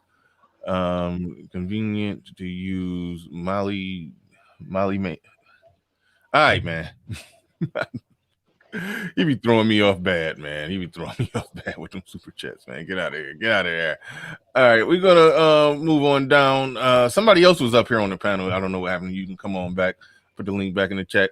Emancipated Negress, I'll pass the mic back to you. But real quick, before you say something, what's the genesis of that that weird name, Emancipated Negress? What is that? What does that mean? What's the point of that? I'm just curious. I'm just curious why you named yourself that. Oh, it was there's nothing real. Like, I know people will say I'm a hotep or something like that, which I am far from a hotep. It was really like a joke. Me and one of my guy friends, we were joking about something, so he thought it would be a cool avatar name for me. And I was like, I'm not gonna use that name. And he was like, no, you should use it. So that's all it is. There's no hotepness about me or anything. Like, I am, you know, very, you know, pro-black and black people doing things to further themselves. But there's nothing like malicious or like feminist or anything crazy like that behind it. No, not at all. All right. I was just curious. All right. Yeah, I know a lot of people are like, "What?" Yeah. It's not. I asked to be fair. I ask everybody that question though. If they got an interesting YouTube name, I always ask them what was the genesis of that. But you hopped back up on the panel. Was it something else that you wanted to say or get off in particular? No. Well, I think oh God, I think his name was Edward, maybe. Like, you know. Edward Anderson. Edward Anderson. Yeah. What he was saying at the end about you know, black women and like black families and like how he's seen his black family members alone and all of that. I 100% agree. You know, I really think that black men need to participate more with their female relatives. Like, and what I mean by that, like, okay, if you know, you are a successful, you know, level-headed, nice black guy. I'm sure you have female family members and friends that are single. I'm like, why don't the black men introduce their black friends to their family members or friends that are like all in the same type of, mindset. Because I think that's kind of what I was getting into earlier, where we kind of dropped the ball. It's like, you have these girls that go off to college, no one's there to like cover them, as he kind of spoke about. And then they're thinking, okay, well, I'm at a college, everyone's trying to get a better education to better themselves. On the surface, yes, that could be true, but we have to admit, some of these guys that come to these colleges and so forth, sometimes they are coming from like really ghetto backgrounds. They're really rough, they're just there to like hump whoever and stuff. And then, you may have a good girl and she may get connected with the wrong type of guy. But if she would have had like someone there to cover her, to like kind of guide her, then maybe some of this nonsense about like her getting pregnant and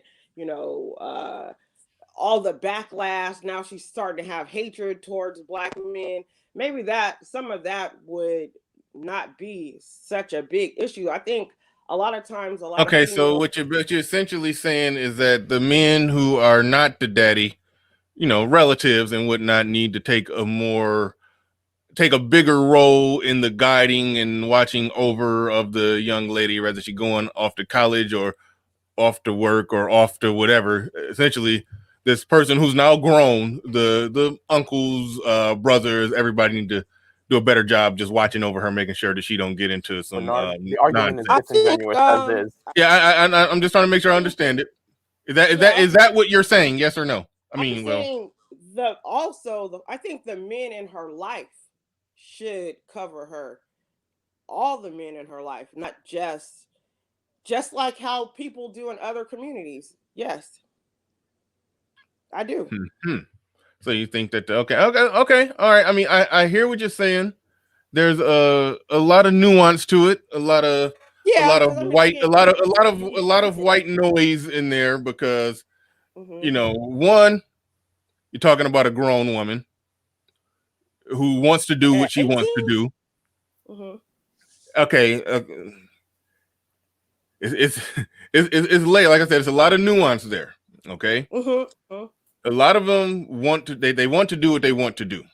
The way that you can curb that is based off the upbringing in the household. If the household was her and her mama who spent her life doing what the hell she wanted to do, it kind of, I mean, and so I can follow the logic behind saying that the men around her should take charge and jump in and do this and make sure that she ain't doing this and she ain't doing that. You're putting the responsibility on everybody but the daddy. No. And so that's where I'm at with it. And that's why I say, and keep in mind, I'm not saying that women are supposed to bat 1,000 when it comes to picking a good dad for their kids. But they tend to do a bad job. Black women in particular tend to do a bad job when it comes to picking a dad for their kids, but they know how to knock it out the park when it comes time to pick the stepdad, which means they know a good man when they see one. So I think it starts right there, and it starts at home. If you want a kid properly, a young lady properly covered and watched over and guided in all of this and all of that, I do think that, yes, I think that starts at home. She just can't be, 18. You're trying. This is what it sounds like you're trying to do. You're trying to create some overarching communal way or reason to keep the woman, to the young girl, from going wayward. But the mom that was there before her, granted that that her and the dad didn't break up due to divorce, or they were two people in a happy relationship, it just didn't work out. Because normally, a lot of time in those situations, the dad is still there and still doing what he's supposed to do. But if there's no dad present, chances are mama was out clowning. Not 100%. There are some times where dude was doing all the right things and he just disappeared. I understand that happens, but it's not. It sounds like you're trying to figure out a way to create some some type of way where there's some type of matriarchal community where the men are still just hovering and helping, but the woman is still free and single and able to do what she wants and not under the leadership of a man in her house, but separate men outside the house, loosely related to the fact watches over her kids and make sure her kids don't go wayward. Instead of saying that we got to start at the root, that woman needs to, I say it sounds bad when I say it. I actually got this from Obsidian, the way he worded it. Throw herself on the mercy of the most competent man with the best character that she can get commitment from.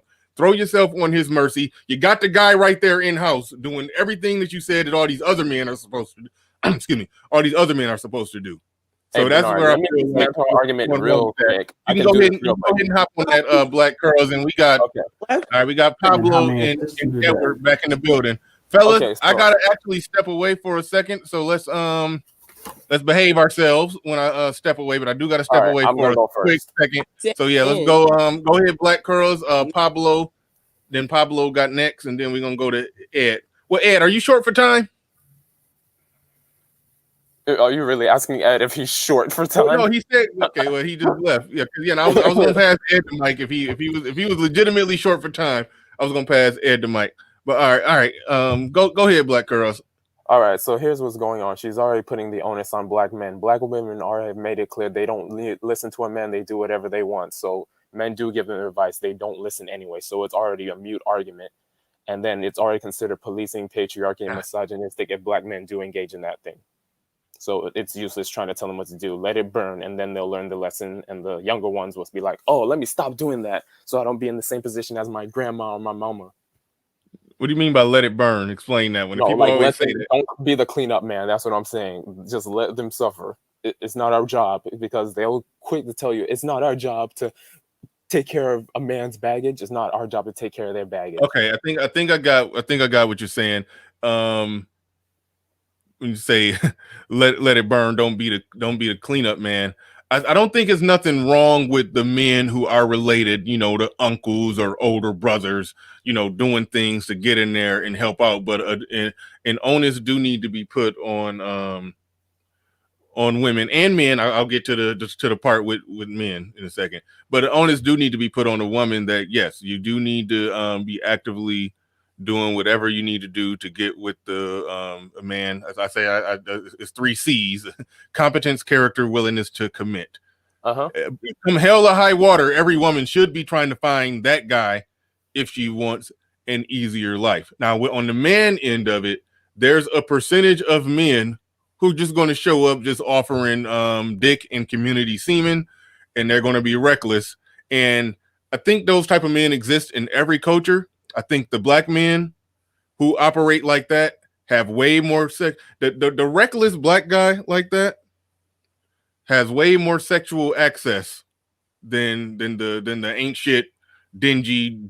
I don't even like to use the term dusty. The dingy dusty white dude don't have as much sexual access as the dingy dusty white dude don't have as much sexual access as the dingy dusty black dude. So it's always going to be a percentage, and we can police all day those guys, because we know statistically it's a small percentage, because 30% of black men are married, 50% are single and childless. Of the 20.4%. Okay, I'm rounding. Of the remaining 20%, we do know that that there are some 8% of them that are actually cohabitating.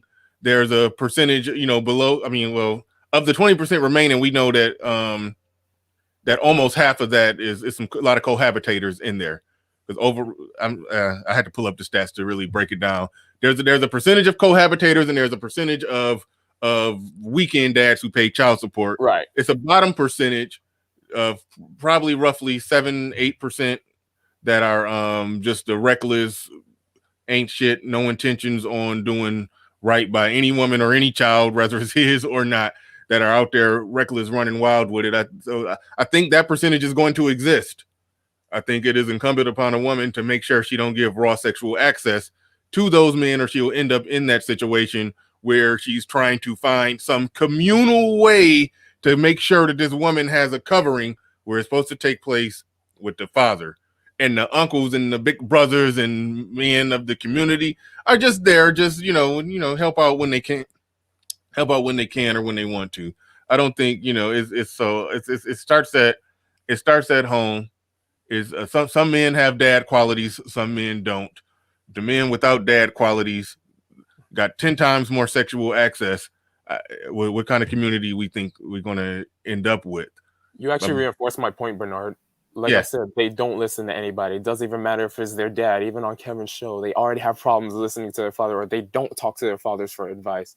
And also, I'm getting tired of them bringing up what other communities are doing. One, how are you so privy to the dynamics in their relationship? And if what they're saying is true, they're not doing anything their non-Black counterparts are doing in their communities. If anything, they're trying to do the opposite and stop the men from doing what they say other men in communities do. And I'm about to address that other cultures piece. Real quick, Mr. Shane Vicious, with Super Chat says she wants Black men to have responsibility without authority. That's what I kind of gathered from her scenario that she laid out. All right, now I'm about to step away for real. Pablo, you got the floor, you got the mic. Go ahead and feel free to be long-winded. I'll be able to hear you. I just won't be able to respond. So okay. So emancipated Negress, I heard what you said about, you know, a communal type of living where, you know, the Black male, you know, grandfathers and uncles and brothers, you know, are participants in the raising up of the children of a lot of these single mothers. But here's the difference. Here's why, and I know because I'm married to an Afro-Latina. Here's why their cultures work differently. They have a situation like that, but here's the difference. The majority of single Black mothers live alone. We have a large swath of Black women who are single mothers who live by themselves. They do not live under the roof of their fathers or with another family member like a brother or an uncle or any of that. They're living alone. And many of those did not grow up with a father or any other male figure in the house. Whereas in Latin America, what happens is the women don't leave the house until they either marry or cohabitate with another man. So they're in the house with their fathers, their brothers, their uncles. There's always some type of male influence under the roof inside the house. Black American women don't typically do that. They strike out on their own and they go live in an apartment somewhere or a house on their own, and there's no men around. And so what you're asking is for men who are outside of that home, that are not under that roof, to come in. The difference in Latin America is the men are under the roof. They're all under the same roof. And so what you're asking is, while I get what you're saying, people who are not, no man is going to be your protector and provider if he's not in control. And see, in Latin America, Latin men have control. Why? Because they're the women are under their roof, whether it's their brother, they man that they had the baby with, their father or whatever, they're in control. And so they provide the protection and the leadership, but the women have to listen. They have to do what they say. That's the difference. And I got attacked for this on Concrete Rose and Danielle's channel. Well, you'll accept baby mamas from them, but you won't accept it from us. Yes, because they've been raised and groomed by men to listen to male authority. Black women have not. They're on their own. And a good point you brought up, Pablo, is that despite them having out of wedlock children, they actually cohabitate with their baby daddies. I think it was like an exactly. Yeah. Mm-hmm. So they're not married, but they're still usually with the fathers of the children, or still a nuclear family. Yeah, or they're under the protection of their fathers or brothers or some other man. They're under the roof of. They're not just out there winging it. Hot girl summer in it.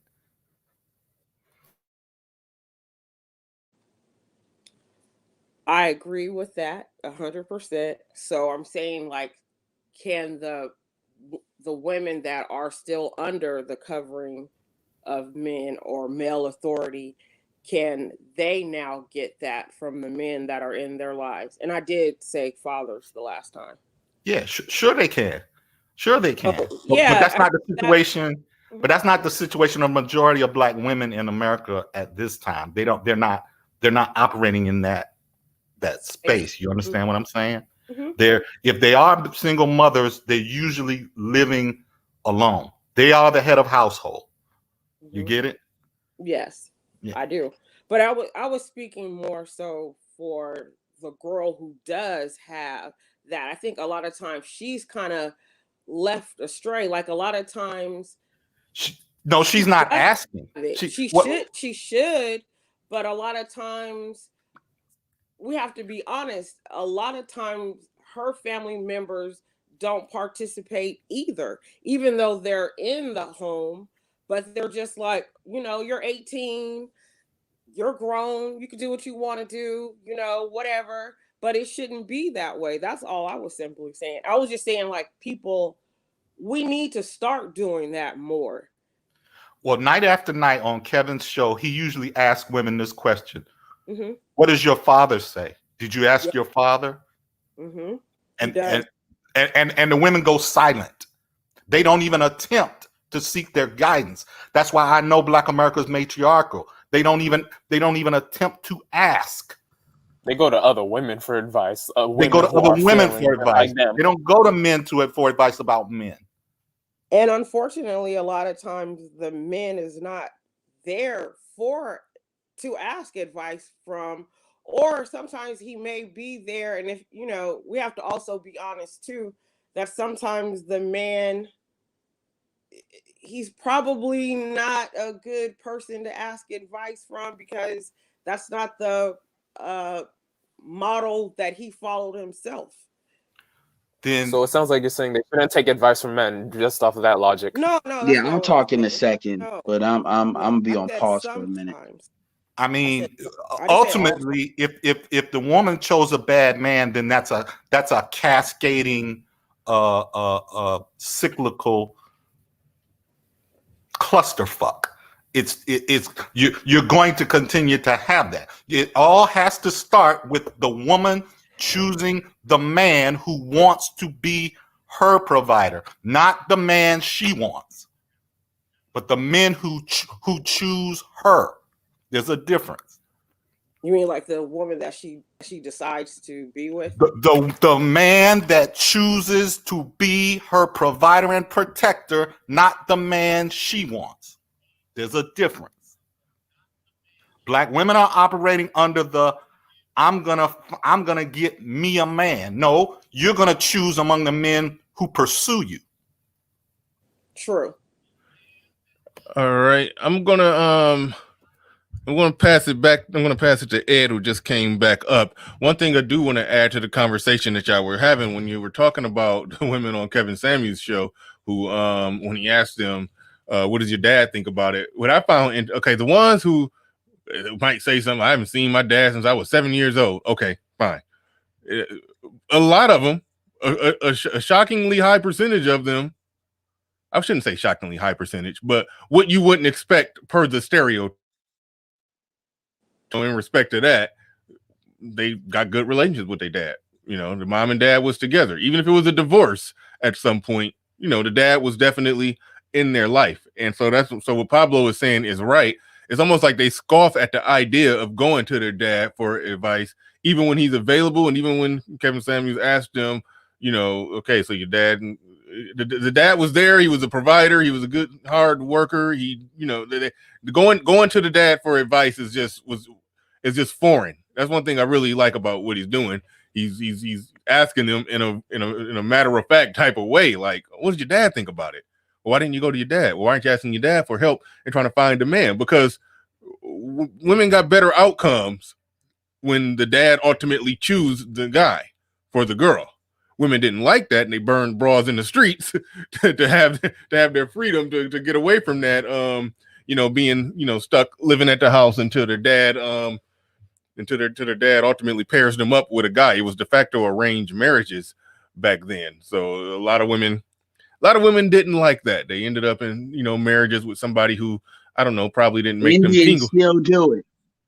Would you say that again? Indians still do it. They just do it more as a matchmaking thing versus saying this is the guy. They give him a pool. Well, yeah, that's why I said de facto arranged marriages. She didn't have to marry that guy, but when the guy came over and the dad met him and said, "What's your intentions with my daughter?" and all of that, or blah blah blah, the dad gave an approval for them to continue forward dating. Put it like that. The guy wouldn't about nothing. Dad didn't give approval, and she tried to run off with him anyway. Okay, you on your own, you're gonna get the outcome you get. After all that ended, coming up, sometime after the civil rights movement or second wave of feminism, sexual revolution, all of that, women started just willy-nilly just choosing their own person for themselves. Then, that's when shit hit the fan and the inmates start running the asylum at that point. Well, Bernard, this is the problem I have with this conversation. Everybody on this panel, from what I understand, is north of 30. I'm 34. Right.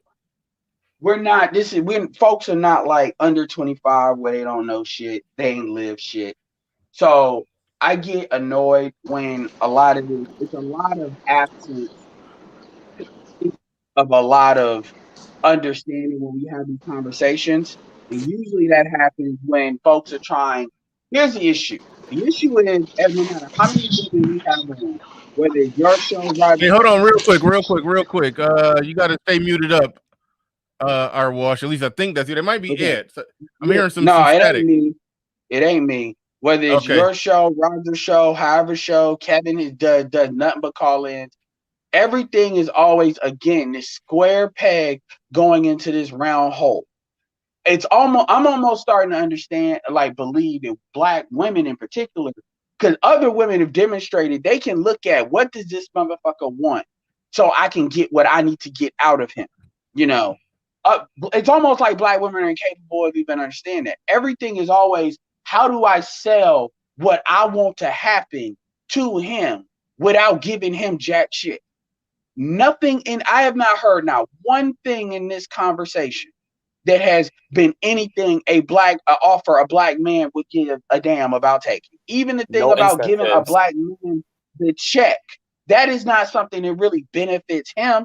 That is just his him being a manager as far as the household. And it's like, shit, if you want to work, then that's how you contribute. But that doesn't technically benefit him. But when I said what I said about the female thing, only thing that was pulled out of that, or the response that was given, which is an open-ended response, so it wasn't like us pushing people into a particular viewpoint, was, well, we need to be egalitarian, agrarian culture again, which I'm in the South. You already see that to a certain extent in the South in the extended family. The issue when it comes back to is Black women are trying to preserve their independence, but still get resources. They don't want to be interdependent. They want to be independent. And the reality is that has consequences. And there's a responsibility of agency that Black women have that, quite frankly, they've demonstrated they don't want to take up when it comes to their own relationships. At the end of the day, nothing you said emancipated it benefits Black men at all. Everything is designed to rotate around I'm gonna say it just like that, what that bitch wants. And this is no wonder the Zillennials are just checking the fuck out. Because if I ask you what's the benefit of dealing with a Black woman versus dealing with any other woman, they can't see it. Now, some people would say there's a genetic value. Okay, but here's the problem. You haven't raised men to care about that, because they care about that in relation to what that does for them. Men have Black males have been raised from a gynocentric standpoint, which means they can't tell the difference between the value of a Black womb versus a non-Black womb, because they have never looked at it from the viewpoint of their own legacy, because they're not raised to view their own legacy, because the father is intentionally put out the home. We also like to pretend like everything just happens to be the man is not there. The man is not there because the woman doesn't want him to be there. The man is not there because women do everything they can to keep that man there, from keeping him away from his children, from choosing a raw man to begin with. When Bernard said they know how to choose stepfathers, and then it's being in constant rebellion to what he does. Because my thing is, when women say, well, he's not a leader, then you have no business sleeping with him. You have no business having sex with a man that you don't believe can lead you. But the truth is, hell, A lot of black women don't like to be led by white men when it comes down to it. And so at the end of the day, when people are telling the truth, I'm not saying, yeah, there's a lot of black men that ain't shit. But the truth is, it comes down to the woman. It comes down to what women want to be on. And this is, I'm going to say this too. Bernard said that men have not changed. Men are very simple as far as what we want and what we'll do for what we want. It's the women that's gotten all this stuff, and they're trying to cobble together things. They're trying to make people adjust to what they've become rather than them adjusting to the situation that they've gotten. And this is where a lot of the complaints come from. And women know this. We know you know this. So when we keep playing like the I don't know game for the sake of having a conversation, we perceive this as you wasting our time, which is why a lot of black men are ready to go fully automatic, like silent out the gate, because they've seen this too many times before. 95% of the time, this is the language we're getting. Either I don't know, either it's something we did, or what we need to do to get you to feel comfortable, as if you matter more than we matter. And it's just annoying as shit. Because what I said was not meant for you to flip that into where men need to be around women. I can't believe, and I'm glad Obsidian's here. I can't, because Obsidian has women in his family, and you've told stories about this, Obsidian, so I want to hear your thoughts on this. I cannot believe that you actually said that it is, I'm not even talking about the father, because that's different, but it is the men's responsibility. It is not my responsibility. Let's say my mom was in this situation. Thank God she's not. But I didn't say it was their responsibility. You did. You said that what would help is the men. If the I said men it help, would help. I didn't say it was their responsibility. I never see you're putting okay. things that I did not say. Okay, so this is what, but I've heard the conversation go on as far as the egalitarian stuff, which proves my point. My thing is this. Okay, fine. I'm not gonna say I'll take the responsibility off the table. Men So do you think have it's a no. bad- That's not Wait, their. hold on. Hold on. Don't start interrupting. Go ahead, Ed. You got it. When you look, I'm gonna say this, I'm gonna be done. When you look at other races, as we keep talking about other races, it is the response outside of the father choosing the mate or vetting it. The role of the father is either to choose or to vet. In Western society, they vet.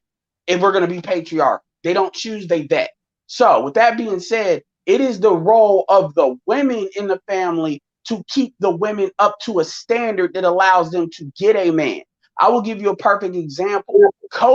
You look at Kobe's mom and you look at the situation with Kobe's daughters, and it makes absolute sense they would be in that situation based on who Kobe's mom is. The women are supposed to prepare the standard. The men set the foundation, the women prepare the standard for the other women.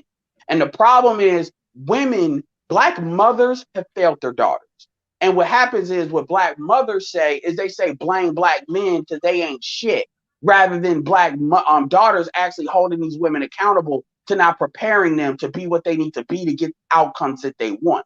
Because here's the thing, it's very hard for a man to tell a woman who she needs to be as a woman, because women are going to rebel against that. It is supposed to be the women that shame other women. You see this in Asian culture, Latin culture, African culture. It is that mama and those aunties that tell that woman, you're going to be a hoe, you're going to do this, you're going to do that, this is going to be the outcome, you're going to be fast, this is going to be the outcome, don't say nothing. We're not even going to bring the men involved because you did what you wanted to do because you rebelled against the system. Black women have the absolute reverse of that, where they encourage that for a variety of reasons, and then everything is just charged to the men. And so a lot of men have to deal with the grenade of that. And I'm not saying that we care enough that we're going to put y'all with somebody. Because here's the thing. If black men, let's say black men did say we're going to take it upon ourselves to hook these women up. Hell, if anything, you could argue that's what the manosphere has been doing. I could argue Obsidian's whole thing is about bringing black women back to reality so they can actually potentially get a man that is within reality of what the real shit is. But women don't want to hear that. Yeah, they're constantly in rebellion. Kevin Samuels. I was just about to say that. That's what Kevin Samuels' show is about. Yes, yeah, a lot of the black manosphere. You see the rebellion in that. So even if we did do that, you all would fight us tooth and nail, like we trying to drag you back to slavery. All right, I'm done. All right, thanks, Edward. L. Nixon in the building. He says, I hear we don't protect black women, but the unity goes out the window every time we attempt to do just that. I hear women say, I'm only worried about my home. Let someone else worry about them. Thank you for the super chat. I appreciate that. Now, our wash, you got to be brief because I do got to hear from the old man. Got to see what Obsidian got on this one. So go ahead, our wash. I pass you the mic. Be brief. Be brief. Yeah, real brief.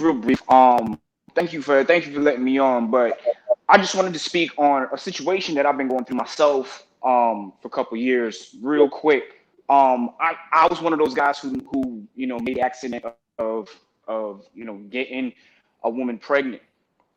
Thought she was on birth control, asked her, she said she was on birth control, hit her up, and the rest is history. 5 years later, I got my son. But I remember one of the things that she said, because I spazzed out. I was upset at Real first. quick, was this like your woman? Like, was this like your woman? Y'all was building a life together or something? Or Yeah. This wasn't no random, like, thankfully, you know what I'm saying? But this was a woman who, like, I confided in, I trusted, but I still wanted to make sure, like, hey, she's on birth control or whatever. And I made sure I asked her, I made sure I confirmed. She said yes, but things happened anyway. So long story short, I remember one of the things that she asked me prior, or that she told me prior to, progressing with the pregnancy or whatever. I told her, I didn't want this. I straight up told her that, yeah, get an abortion. Now, I know a lot of people are against that. Me, at the time, I was younger. I was just like, man, I don't want this. I'm spazzing out. I'm freaking out. Told her all of that. And I know what I said. I took responsibility for what I said. But one thing she told me that really, like, bothered me even to this day, she told me that it's like, hey, you don't have to be here. you started borging. Back up. You started borging. Go ahead. Although, yes, I spazzed out. I was like, yo, I don't want this. Yeah, she told me I didn't have to be here. And my thing was like, yes, I told you no, get rid of it. But it really showed me that, like, the man isn't important to these women anymore. It's not even about family or anything like that anymore to the black women. I think. Well, let me jump in and say this. I do think it's a thing where a lot of women do operate in a way like the man don't got to be there. They don't need the man. But I mean, just real quick before I go to Obsidian, what's the story right now? You said that was 5 years ago. What's the custody situation looking like? Oh, we're doing good. We're doing good. I mean, everything is leveled out. My child's mother is amazing. We co-parent. Okay, y'all not together, and y'all just real quick, y'all not together, and y'all effectively co-parenting. Yeah. Is it like a weekend schedule? We get along. Wait, stop, real quick. Is it like a weekend schedule ordered by the court, or just what? No. I told her straight up, I don't want any court involved. I do what I have to do. I come when I have to come. Everything is working out, right? Don't get twisted. Everything is working out now. But I remember in the beginning, it was.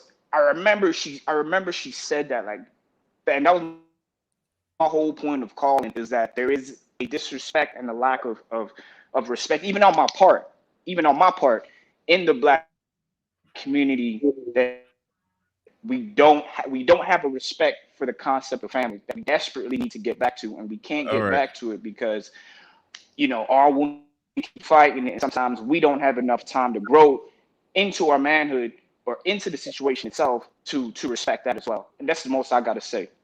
All right, cool. Thanks for coming up. Thanks for sharing your personal story. I didn't know where it was going to go. I always say with dads, I mean, look, I'm no fan of the weekend dad situation. But it sounds like if it's not in the court, then you're not limited to no weekends, which means I mean, look, I always say to dads, try to be with your kids at least 50% of the time. Try to get half and half, 50-50, 1 week on, 1 week off. That's where I'm at with it.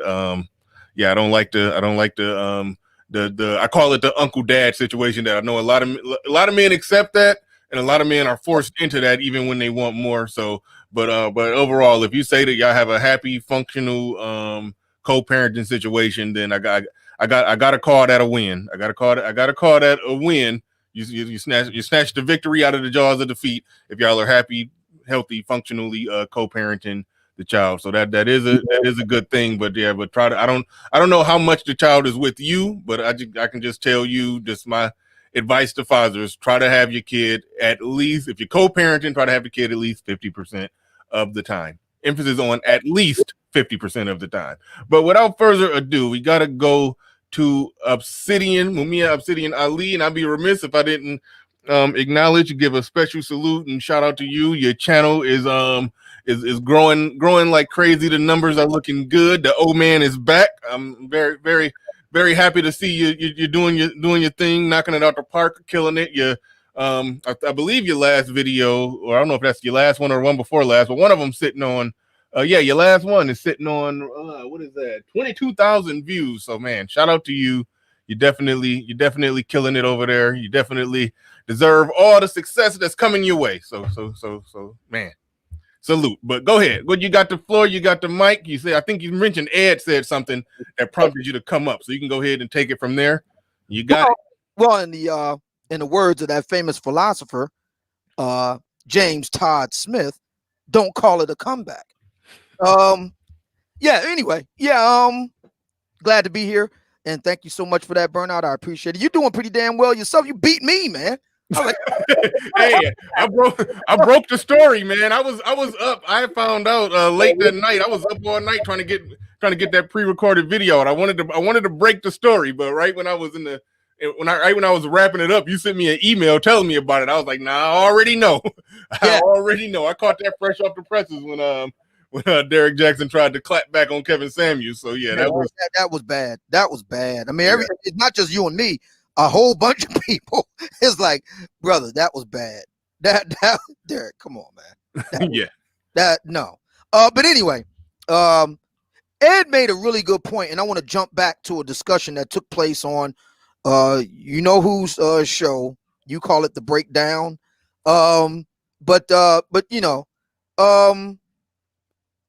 But yeah, they had an interesting conversation. Had a gentleman on there, and I'm not going to go into him, but he participated in Daniel George's and Concrete Rose's discussion. Mm-hmm. And so we're and I was involved in the discourse. And at one point in the conversation, it was raised, and the gentleman in question said, "Well, if you're a certain type of guy, you're just gonna have to work harder to get the attention of the ladies and so forth." And he used occupations.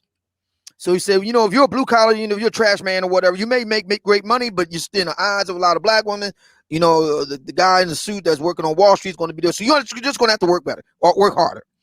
And my response to him, as I've never been a trash man, but I have been a blue collar skilled tradesman for much of my adult working life. And before I retired years ago. And I asked him on that basis, I said, all right. And I've actually heard this said to me before. So I said, okay, I accept. So exactly what do I get for all of my hard work? Now my job aside, he's arguing you have to work harder on top of that in order to get the attention. That's okay. Fair enough. I accept. So what do I get for all of this? And, it really upset me.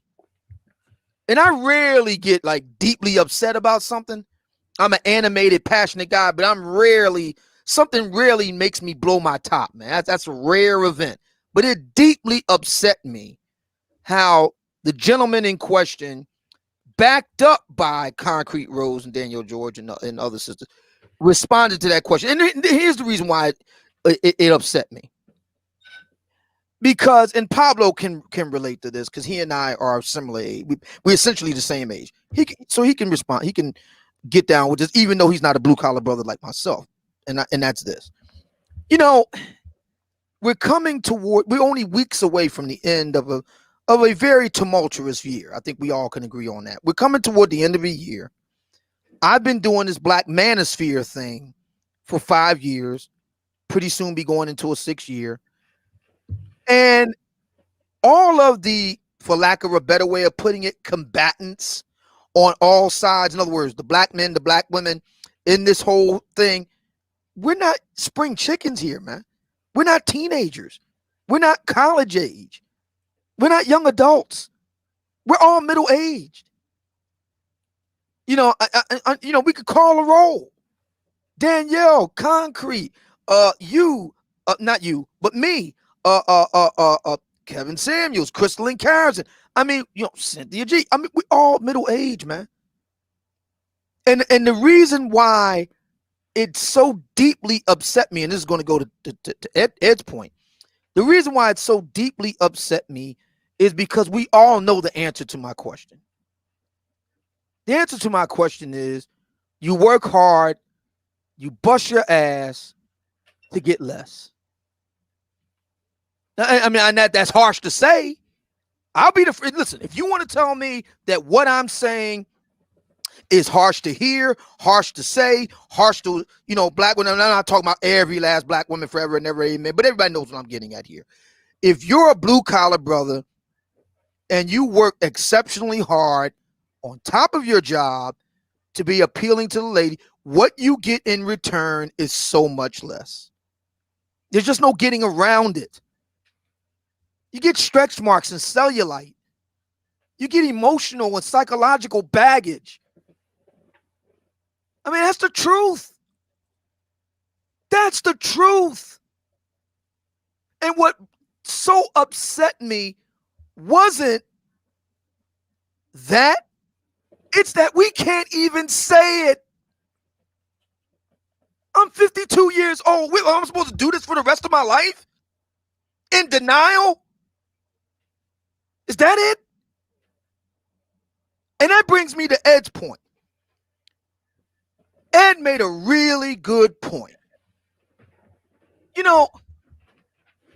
There's an adage that goes something like this. Everybody's heard it. A fair exchange is no robbery. And I agree with that. I agree. But see, here's the problem. And this is where Kevin Samuels does become apropos here. Kevin has proven over the past 6 months, without a shadow of a doubt, there's hours upon hours of footage, of real-time footage of black women who don't bring anything near to the table to what it is that they expect. That's not a fair exchange. It's highway robbery. We're supposed to just be okay with that. We're just supposed to be okay with that. We're not supposed to have any expectations. We're not supposed to have any standards. You're just supposed to take it. And that's what so deeply upset me. We all know what we're talking about here. Everybody knows it. But you're just supposed to take it. I'm like, what the? I don't want to use, because I don't want to mess up your channel. You know what I'm about to say. What the F? Yeah, this one is already on yellow, so I mean, it is what it is. So go ahead and speak freely. I mean, now what has been proven beyond a shadow of a doubt? Okay, this year, black men are willing to step up to the plate. Present company included. Brothers need to work out, need to level up. Okay. Brothers need to dress better. Need to get their suit game up. Okay. Brothers need to work on their skin, exfoliate. Okay. Brothers need to get their grooming together. Okay. Brothers need to get their money up. Okay. Brothers need to be building. Okay. And what do we get in return? What do we get in return for all of this? I would go along with it if brothers was fighting tooth and nail on this thing, just across the board. Now, you can make a case. There are some brothers who do, but come on, man. We got up and down the chain. We got evidence of brothers that are doing the damn thing. And for what? For what? Yo, man, I came on your show. It's December now. I remember I came on your show almost 4 months ago, and I told you, and you may recall, Bernie, I said, me and you, Bernie, will wind up talking about fitness more than Danielle and Concrete Rose do. You remember that? Yeah. Well, what happened? What happened? We've talked about fitness. I don't. Have they? Yeah, I don't necessarily believe they have. I don't. Exactly. I watched them in very small doses, so I couldn't tell you. Exactly. That's my point. Well, let me do this. I want to pass the mic to Emancipated Negress and ask her. What do you think about what Obsidian is saying? That if I frame your argument right, the hard-working, blue-collar, non-select guy, work his ass off his whole life. You know, he's working hard day in, day out, you know, doing the things that a woman says he's supposed to do. What does he get in return? Your argument is he gets probably an overweight, over 30 baby mama with cellulite and stretch marks, pattern her weave. So I think that's generally your argument, fleshed out, well made it short as possible. That's essentially what that guy gets in return for his efforts, for the things that they saying that the black man need to be doing. What he gets in return is that. Emancipated Negress, what are your thoughts on that? Are you saying that I think he should get a fat lady? Uh-oh. Well, ask him. Ask him. Ask him. He's right there. Well, while you formulate your question, Nordine in the building with a super chat, he says, Bernard, Obsidian, when their lives are destroyed by those same guys they love, I point them to the federal building and say good luck. Thank you for super chat. I appreciate that. And I agree with Nordine on that. What do you want me to do? At that point, he's right. When it gets to that point, No, I mean, I think what do you want me to do? The Fed, you need the Feds. You need. I mean, I know a lot of black females are overweight, but they're not all overweight. I'm not overweight. So like I was getting at earlier, I think like-minded people should be with like-minded people. And that I think that is well, the do you see a problem with that if and this isn't one of my major talking points. I don't talk that much about the whole weight thing, but we touch on it. But hold on, but when you're saying like-minded people should get with like-minded people, and if you're going to put weight on that one, if 80% are overweight or obese, and something like 35% of black men are overweight or obese, then it's not mathematically possible for like-minded or weighted people to get together. So Bernard, I'm actually doing a show on that tonight. Hold on, wait, hold on, Emancipated Negress. Pablo is talking. I think audience, I don't think she's being rude. She did say something like it's a delay early on. I'm just saying that to the audience so they don't jump down her throat. Let's be nice. Yeah. She's at some type of delay, but hold on, Emancipated Negress. Pablo was trying to talk. I'm actually doing a show on that tonight. It is entitled "Black Men and Black Women Are Not Physical Equals," where I'm going to run down, the numbers and the studies and data that show that black men and black women are not equally physically attractive, sexually or as long-term partners. I'll make sure I share that one. Go ahead, Obsidian, but I do want to get. Go ahead. Here's the thing, Pablo. And again, I'm going to appeal to you as a peer, age-wise. At this point, man, I mean, I don't know about you. I don't know about anybody else, Gen Xer aged. I'm tired of going round and round on basic stuff, man. We all know what this is about. A lot of black women expect black men to give them a certain lifestyle for nothing. And I don't even know why we can't even say it. We can't even say it. Because that's what it amounts to. You get nothing. Well, you get no pushback from me on that, Obsidian. And a lot of people say, well, Pablo, what dog do you have in the fight? You're not married to an ADOS American black woman. You know what? You're right. But you don't think it affects me when women are jumping up on couches and twerking? It's called collective cultural image. Yeah. And when I'm out of the country and and WAP is playing and people are asking me Is that I how it can't really hear is? anything, so I'm gonna log out and log back on. And people Okay. are asking me, is All that right, how it thank you. really is in your country? You You know? know, you know, Paul, if I could. So we're going, and again, using the Kevin Samuels show as a backdrop over the past year, over the past 6 months in particular. So you have these women that call into his show night after night after night. Some of these calls last upwards of an hour.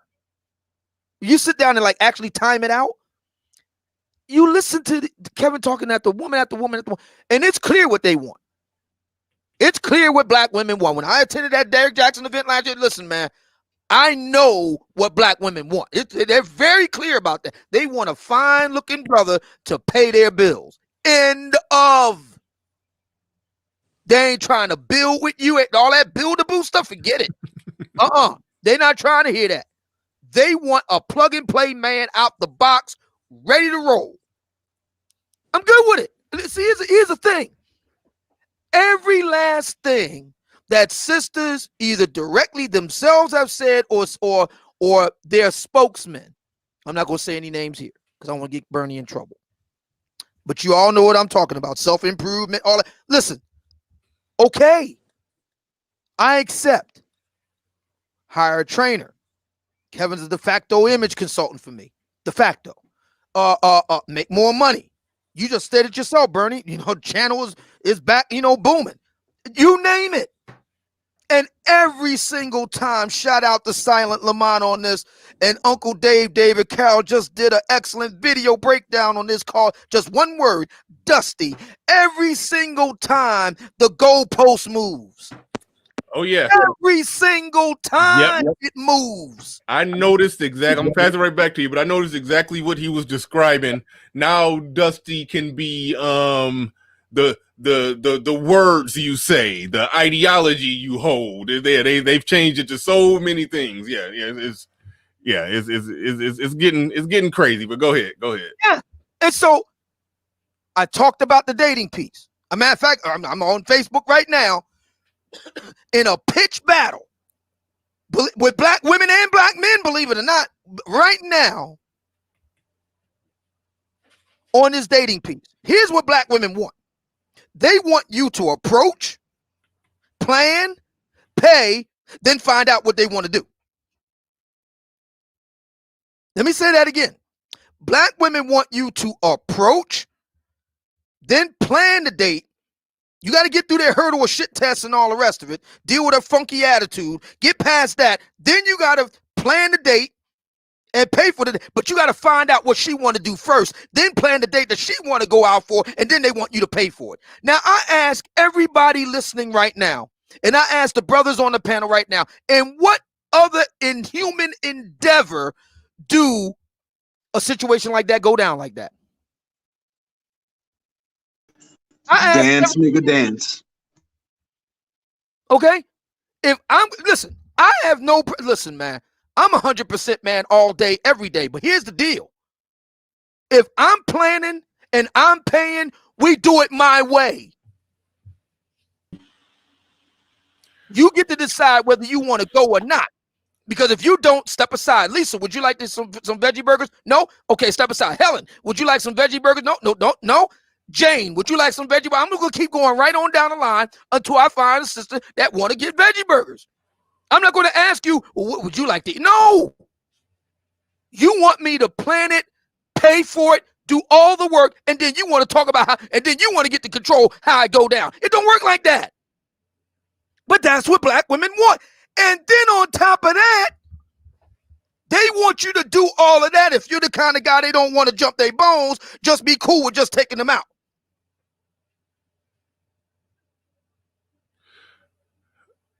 Let's see. We got. Oh shoot! Is that the general? I didn't know that was the. I think that's the general down there. I don't know. I think. But go ahead, Silent. I'm gonna pass the mic to Silent. I'm gonna skip you, Shark Sims, because Silent was waiting in the back chat earlier. Go ahead, drop. I know you're gonna drop it. Go ahead, brother. Hey, what's good, bro? I'm laughing because, oh man, welcome to the future. Now you understand nigga dancing. Now you get what I saw. Rocket ship to the moon, nigga. Now it's, well, just because you're a high value man don't mean you're a high value man. Now we're on to that. Now, once we establish you got money, now it's on to the just because you got money arguments. It's yes, something for nothing. They want to be basketball wives.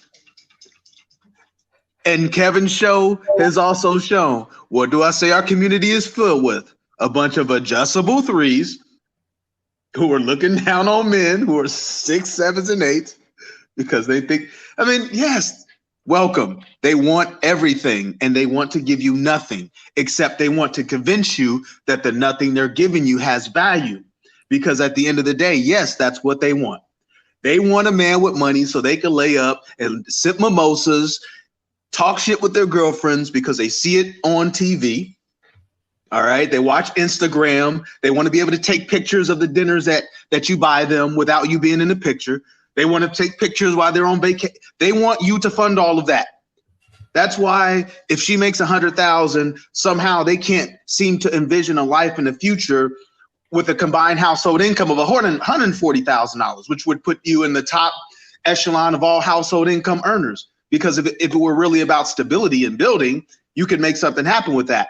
But it's not. It's about spending your money, period. That's all it's about. But, you know, you can't just say that. So it becomes all about being a provider and, traditional men's roles and all. No, I just want to spend up your money. I want to trick off your money. That's it. I mean, so the minute that, we accept that and stop taking all of these little 1,000-word essays to describe what they really don't want to say, but that's what they're doing. They're going to be whores and not be called whores. They want to use your money and not be called.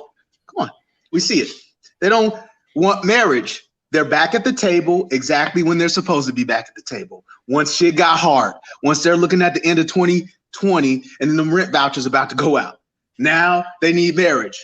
They already told you what they want from you. They already told you they don't give a shit about you. They already told you they don't need you. They already told you they're going after your bag. They already told you they could be the mom and the dad. The problem is we not believing them. Now they back to the table because it's hard. OnlyFans didn't save them. Boom, it's over. Now you gonna have to go ahead and play stepdaddy now. They already told you that. They already told you they're not back at the table because they like you. They back at the table because they need you to pay all her bills. And if you can't do that, she don't need you. She already telling you that. Go ahead and negotiate your nuts in the jar if you want to. They tell you every day exactly what they want.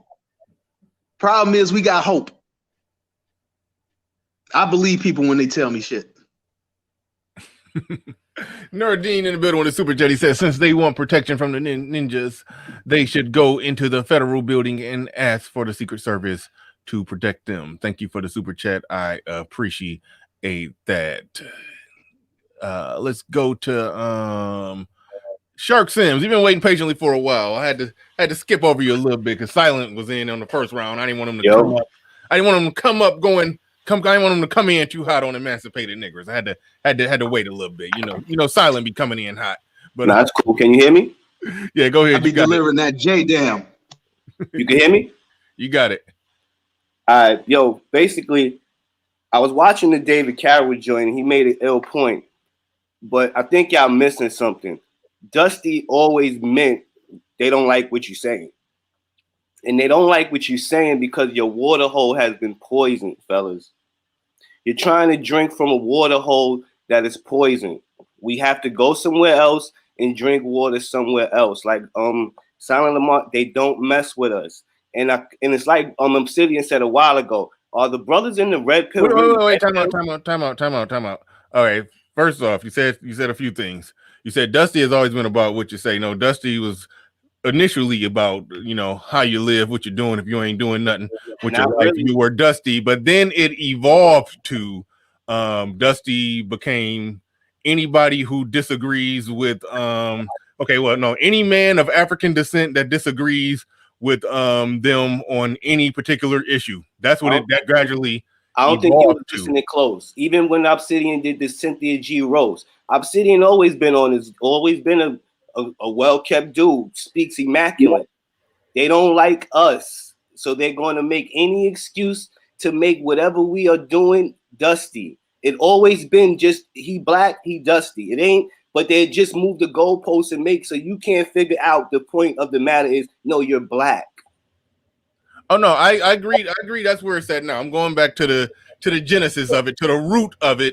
They were having a conversation about non-performing men. Then when the counter argument was offered, it just turned into basically what amounts to, if you black and you disagree with us, So or now even if you black. Shout out to David Carroll. They don't make no now back excuses. to Obsidian. They don't. Hold on, real quick. Obsidian Hold said a on, while ago, bro. our brothers in the red pill really red Hey, can pill. you Shark Sims? Can you hear me? Yeah, I hear you. My fault. Apologies. Okay. Yeah. It like I was saying, it started out at the root. They were talking about non-performing men, black men.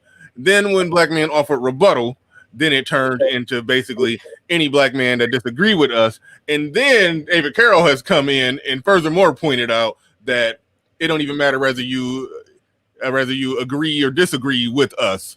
If you're just a black man at all, then you're dusty. So we're on the same page. We just differ on how soon did they lay it out exactly like that. But what I'm saying is we didn't need them to lay it out. If we was paying attention, we would have saw it from the jump. But I'm back to what Obsidian was saying a while ago. Are the men in the red pill really red pill if we still trying to drink dirty water? We supposed to been realize which situation we in, and we supposed to be going across the street doing what we supposed to be doing, making a new black civilization. In war, women don't fight. What do you mean by still trying to drink dirty water? We still talking about black women, and we know they don't like us. We still trying to figure out how to get this thing to work when men don't need women to fight a war. We just need us to get on the same page and do what we need to do. So you're saying that having a discussion about the black community as it pertains to the overall interactions, whether we're talking about mating, dating, relating, or anything between black men and black women in the fall of the black community, the separation of the separation of the black family and the ultimate results of that, the outcomes, the odds and ends, talking about all that in any way, shape, or form means you're not red pill. No, it means you're not realizing what it means. You're really not realizing game is over, and red pill is realizing the truth in front of you. Well, okay, I can agree with you that the game is over for some, but then there's people like me and Angry Man, who I think most people would agree with that is red pill. So you're thinking individually. Well, I understand that. As a whole of black men is over. Hey, dude, can you hear me? Yes. Okay. So there's brothers like me and like Angry Man who are in happy, healthy relationships with black women. Now I do understand there are cultural problems going on, and we started this show talking about two of those cultural problems. Those were the topics. So we're talking about different cultural problems. Now the individual man or men as a group, yes, you need to only operate and deal with women who get on board, who are on your program, who act right, who do what the woman that's doing what you need that woman to do. That's the woman you should deal with, regardless of her skin color. That's how men should operate. That's how men should move. Well, so I'm not hearing men who are having this conversation saying deal with women who are moving incorrectly. So that's the disconnect with what you're saying. I'm not hearing nobody say that. What I'm saying is we need to leave that American cultural woman alone and start getting our thinking black man and put these DNA into the future, because everything y'all guys say is pointing to fail. Like, not saying y'all are saying failure, but all of the things and problems we have just mapped out just shows we have been beaten as relationship wise. And if you can't reproduce, the war is over, bro. Who's we? Because that's what we talking about. We the progressive dudes. Who are we? I'm saying we have to move on, because we got to leave that's Ray in the back. Who is we? We are moving on. Shark Sam, this is what I'm saying, and I agree with you that men should move on, especially if you're a thinking man and got your stuff together. You should move on from any woman that's operating in a way that you can't get down with. Don't accept or don't tolerate any BS. I'm with you 100%. The only area where I disagree with you is the hard line you're drawing based off skin color. I draw that hard line based off character and how they act. So subtract and I give each individual a chance to be an individual. No, but that's subtract where I'm at that. with it Subtract across the color board. thing. I apologize for the color thing. Subtract that. Culture. Okay. All right. Can we go with culture then? So I don't want to mess no one up with color. The culture, like he just said, females in our culture feel like they don't need a man to raise a child. Period. Now. Yeah, That's and those women culture. Hold on, those women in our culture who operate like that, yeah, they should die alone. No man should mess with them. That's 70%. If 70% of your army is unoperable, you're losing. I don't understand what the. I mean, I understand what he's trying to do. What he's doing is he's sweeping with a broad brush, doing what amounts to a commercial for SYSBM, which is nothing wrong with that. 70% is not sweeping with a broad brush. No, what I'm saying, well, okay, it's some nuance to that 70%. But look, at the end of the day, I think what I'm saying is the most reasonable way to look at it. I think what I'm saying is, as a man in this country with all these different races and all these different cultures within a culture, yes, as a man, you should deal with the most compliant, most cooperative woman who gets on your program. If that happens to be a woman of a different culture within American culture, then that's fine. I got no problem with that. May the best woman win. But we in a melting pot. We in a melting pot. May the best woman win. That's where I'm at with it. Derive from is detrimental to black men. Are we not coming to that conclusion? You said the culture that we derive from is detrimental to black men. Yes, many aspects of it, but just like there's black men like us that made it out of that culture. Just like there's black men like us that made it out of that culture with our head on straight. There's also some black women that have made it out of that culture with their head on straight. And there's some black women who aren't really, they got bad information in their they got bad information in their head. Then there's some of them that are outright wrong, socialized, culturalized, and I would even say damn near genetically hardwired to be everything that we saying that they are. And those ones do need to be avoided like the plague. But I don't draw that hard of a line that says, this group of people is this. All of them should be avoided at all costs. Bernard, can I address some of this, Bernard? It's the yeah. Go ahead, Pablo. Okay, so to my brother, you see a lot of Latino immigrants in the United States, right? Me? Yeah. Yeah, I live in New York City. I see them. I work with Mexicans all day. Okay. So let me ask you this: what percentage of the Latino population in Dominican Republic, Colombia, Central America, Mexico, what percentage of their population packs up their stuff and leaves and comes to the United States? I can't answer that. I wouldn't know. It's way less than 1%. Okay. So although I understand what you're saying, it's impractical to think that large swaths of us will just pack up and leave. Wait, where will we be going? Well, what I'm saying is it's unrealistic to think that, the majority of black men will pack up and leave in actuality or virtually. I can agree. And when I say virtually, I mean just stop dealing with black American women altogether and packing their shit and just interracial dating in, internationally, all of those put together. It's unrealistic to think that they would all be able to pack up and do that. Amen. You get what I'm saying? And I'm not saying it's not an option. It is for some. Did I ever tell you? I don't know if you ever heard me on here when I told the story of the friend that I took with me to Colombia, and he fucked up 7 ways to Sunday. So it ain't for everybody, but I get what you're saying. All right, we got to go to the general. General been waiting for a long time, man. Thanks for coming on up. Sorry to keep you waiting that long. Thanks for your patience. You got the flow. You got the mic. Hey, what up, Bernard? I'll be real quick and real short to the point, right?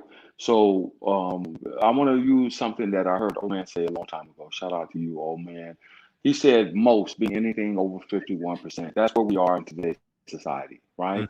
So most of the modern day Black women, that's exactly what they want, as Silent Lamont so eloquently laid it out. They're looking for a patsy now, someone to come in, pick up the broken pieces, play the stepdaddy, pay their bills, and provide that posh life that so that they can live that basketball wives fucking lifestyle. All right, that's number one. Number two, the modern Black woman in today's time frame, 2020 going into 2021, they only want things to be equal as long as they can maintain the advantage. Did you hear what I said? The modern Black woman going in from 2020 going into 2021, and we know this dates a little bit further back than that. You can date all the way back to the 90s if you want to, but we're talking about the present day. They only want things to be equal as long as they can maintain the advantage. That's in everything. That's from their jobs. That's from their relationships. That's how they deal with us as Black men. This has always been a constant in our society, in the Black society. For the last 35 to 40 years, it has operated that way. So in order for this problem to get fixed, you have to turn off the spigot. You have to stop going in, playing the white knight, the white knight, and being the savior. I got women on my job that are professional women, that are officers, that are career military women, that are career civilian DOD employees. And there are a lot of them that I speak with on a daily basis are saying things to this effect. I guess now I'm getting ready to retire. I guess I'll have to go ahead and settle down and find me a man to take care of me, because they realize that the way society is shaping up, they're going to need a male presence in their homes. They understand this, okay? I know a very beautiful woman who's 48 years old. She has one child. She was married, and that's her sounding board right now. She's standing on that soapbox, and she's a beautiful woman by all accounts for her age, right? She's the one that's leading the charge. I guess I'll have to go ahead on now and come off the market. I got to find some man to marry me and take me off the market so I can be taken care of, girl. This is the conversation that's beginning to circulate within the Black female society. So I'll leave you with this, and I'm gonna listen in from the bottom, from the chat.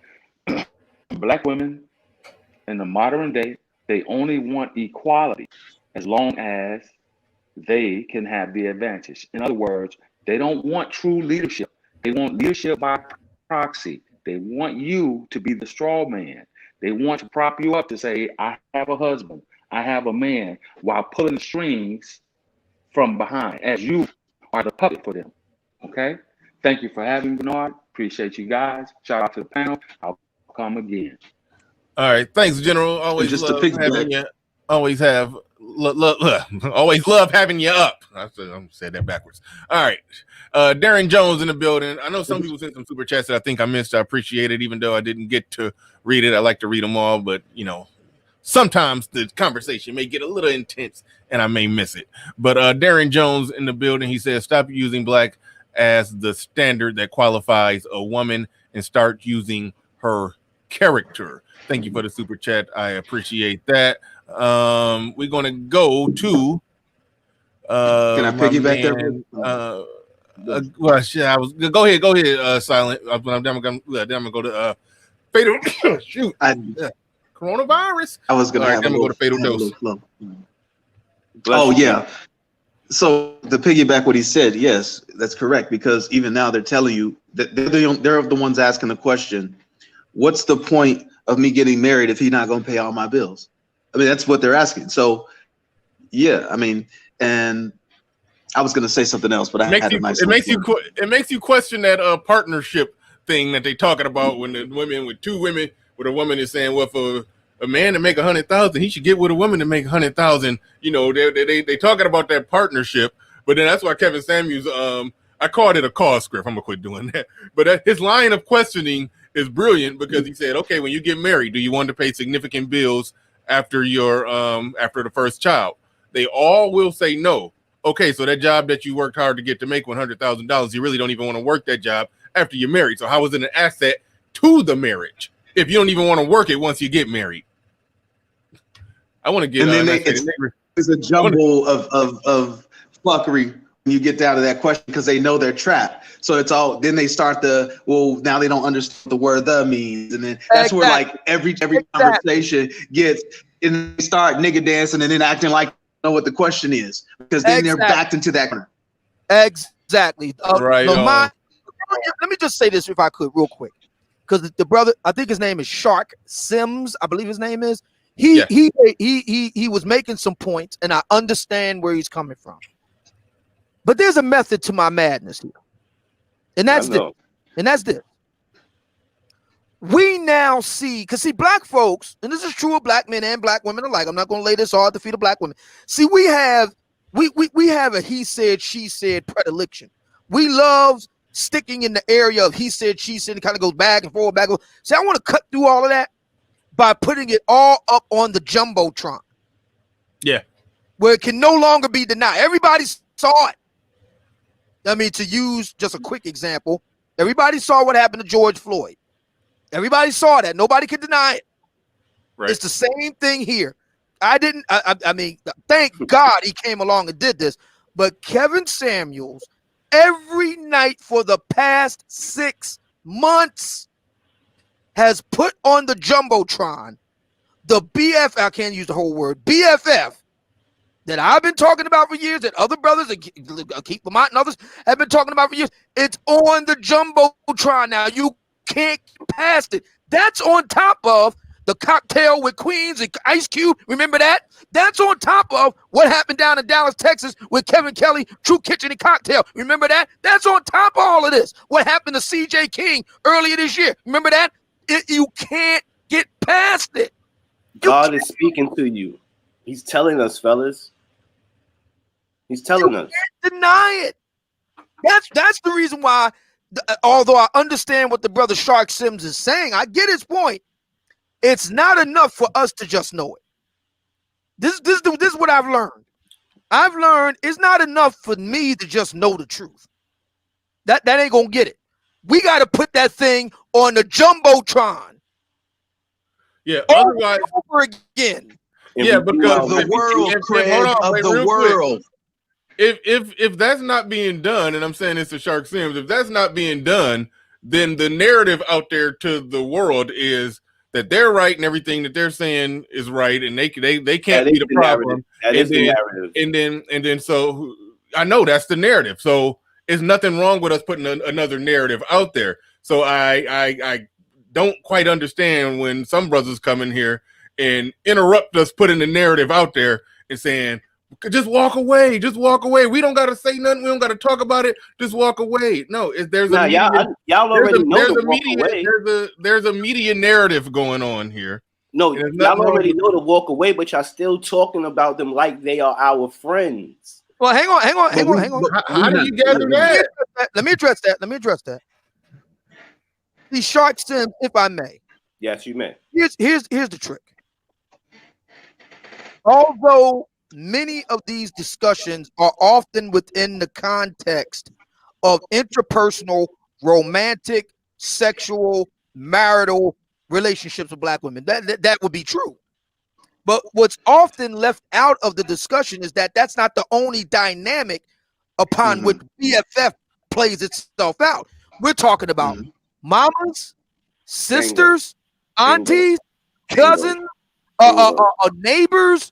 We're talking about that lady. The chick at American Express I had to deal with in customer service. All that, and it raises a real question. Okay, let me do this. Raises a real question. So, sisters here on YouTube have been arguing for the past few years. Black men don't build nothing. We call it the Wakanda argument. We all know what we're talking about. They want us to build Wakanda. Okay. My question is this. How is black men supposed to build Wakanda when the majority, not all, but the majority, a clear majority But I don't think any reasonable, rational person could look at the year 2020 and look at that Jumbotron and see C.J. King, Kevin Samuels, Kevin Kelly, Ice Cube, and not come away with the conclusion that at least 51% of black women are some serious BFF. I don't think any reasonable person can say that. How are we supposed to build Wakanda when 51% bare minimum of black women are on BFF? How would you do it? Information the bald-headed black chicks with the spears is fighting for the enemy. Oh my They got their spears pointed at your damn neck. Oh my goodness, get out of there. Information Man show in the building. There's Bernard Riley, peace, brother, panel and chat. Shout out to Mr. Information Man. Definitely enjoyed the Can I piggyback something real quick, Bernard? A few weeks ago. You gotta be real quick because Fatal Dose been very patient. I'm gonna be real quick because I got something highlighted. The RX-0 says, Mr. Ali, don't forget the infamous Atara Dallas. Yeah, Obsidian played a clip of Atara Dallas on his show the last time, and I'm not gonna lie, Obsidian, I clicked off and did something else for 10 minutes and came back when you I couldn't take her voice. But anyway, go ahead real quick, Silent, and then we gotta pass it to Fatal Dose. Yes. Try to talk quick. First, I'll say the building argument is bullshit because when they talk about leadership, really the only thing they mean is they just want you to pay for everything. That's the only thing they mean by leadership. They just want you to buy them everything. Secondly, Primetime VA brought up a great point in the chat. They will shame you by calling it 50-50 if you tell them to pay $100 internet bill. And that's exactly what my point was. That's the fuckery. See, again, it's not black men who was asked 50-50. It was black women who wanted 50-50, and by 50-50 they meant they just really wanted half the control. They wanted say so. So then men met them half and said, okay, then you have to pay since you're making all this money and you're a boss bitch, so you got to pay. So right, so but essentially, when a man asks her to pay anything, she will call that 50-50 in order to gaslight you, because the mass majority of men are paying the mass majority of the bill, regardless of you let them bullshit. All right, most men just want her to pay for the groceries or the light bill. Most of the time, a man understands the mortgage or the rent and the big bills. He just wants her to pay some bullshit, and she's arguing about paying a cell phone bill, arguing that she got to pay 50-50. It's a gaslight from the fucking beginning. All right, Fatal Dose in the building. Go ahead, you got the floor. You got the mic. Hey, what's up, panel? What's up, Bernard? What's going on? Yeah, hey, Bernard, I got to take umbrage at something you said earlier, man. When you said brothers will screw anything, you know, I got to tell you, my Hawk does not smash anything. My Hawk does not smash anything. He's very selective on what he smashes, man. So good for you. No, that's weird. I think the Manosphere is having a good conversation about men not smashing anything. There's some brothers who giving pushback to that. I know I had a brief window where I was taking all comers, and then I said, I gotta adjust this. I can't just be just smashing anything. And then so yeah, I understand that. But there are shout out to Game Changer, Kevin Samuels. There's a lot of brothers who are speaking firm and strong against that smashing any old thing. So yeah, you're on the front lines too, giving the brothers the proper pushback to that whole argument. I'll go ahead and say it. We late in the show and already the whole pussy is pussy argument. Yeah, we need to get out of that one. We need to grow up from that one. But I understand. But so here's something I want to bring up, right? I heard a conversation in the Manosphere the other day that messed me up in my head, because here's a bunch of brothers that were talking about how they were okay with the dysfunction, that going through the dysfunction makes you a better man. And the reason I bring this up is, while brothers in the Manosphere who's trying to better themselves and better their life and understand what they're talking about, can make sense of that. But for the regular guy who's out in the street, who's part of this dysfunction that we have in the black community, right? He is essentially aiding and abetting the black women to become more dysfunction as well.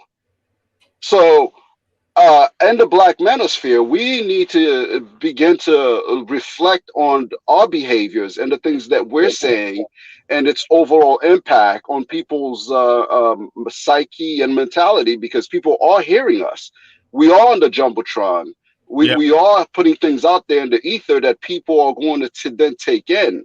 So we can't constantly come up here and talk about BFF, but we don't talk about the BMF that's also going on among brothers that are pushing the BFF. I'm not saying that brothers are the cause for it or blaming brothers for it, but brothers are going to have to pull themselves out of that. Right? We talk about the we big can't play So both sides. let me say this. I understand where you're coming from, and I do think, me personally, I do think I purport myself well. I do think I speak towards morals. Like, for example, when the brother did tell me that he got a woman pregnant, it was his girl.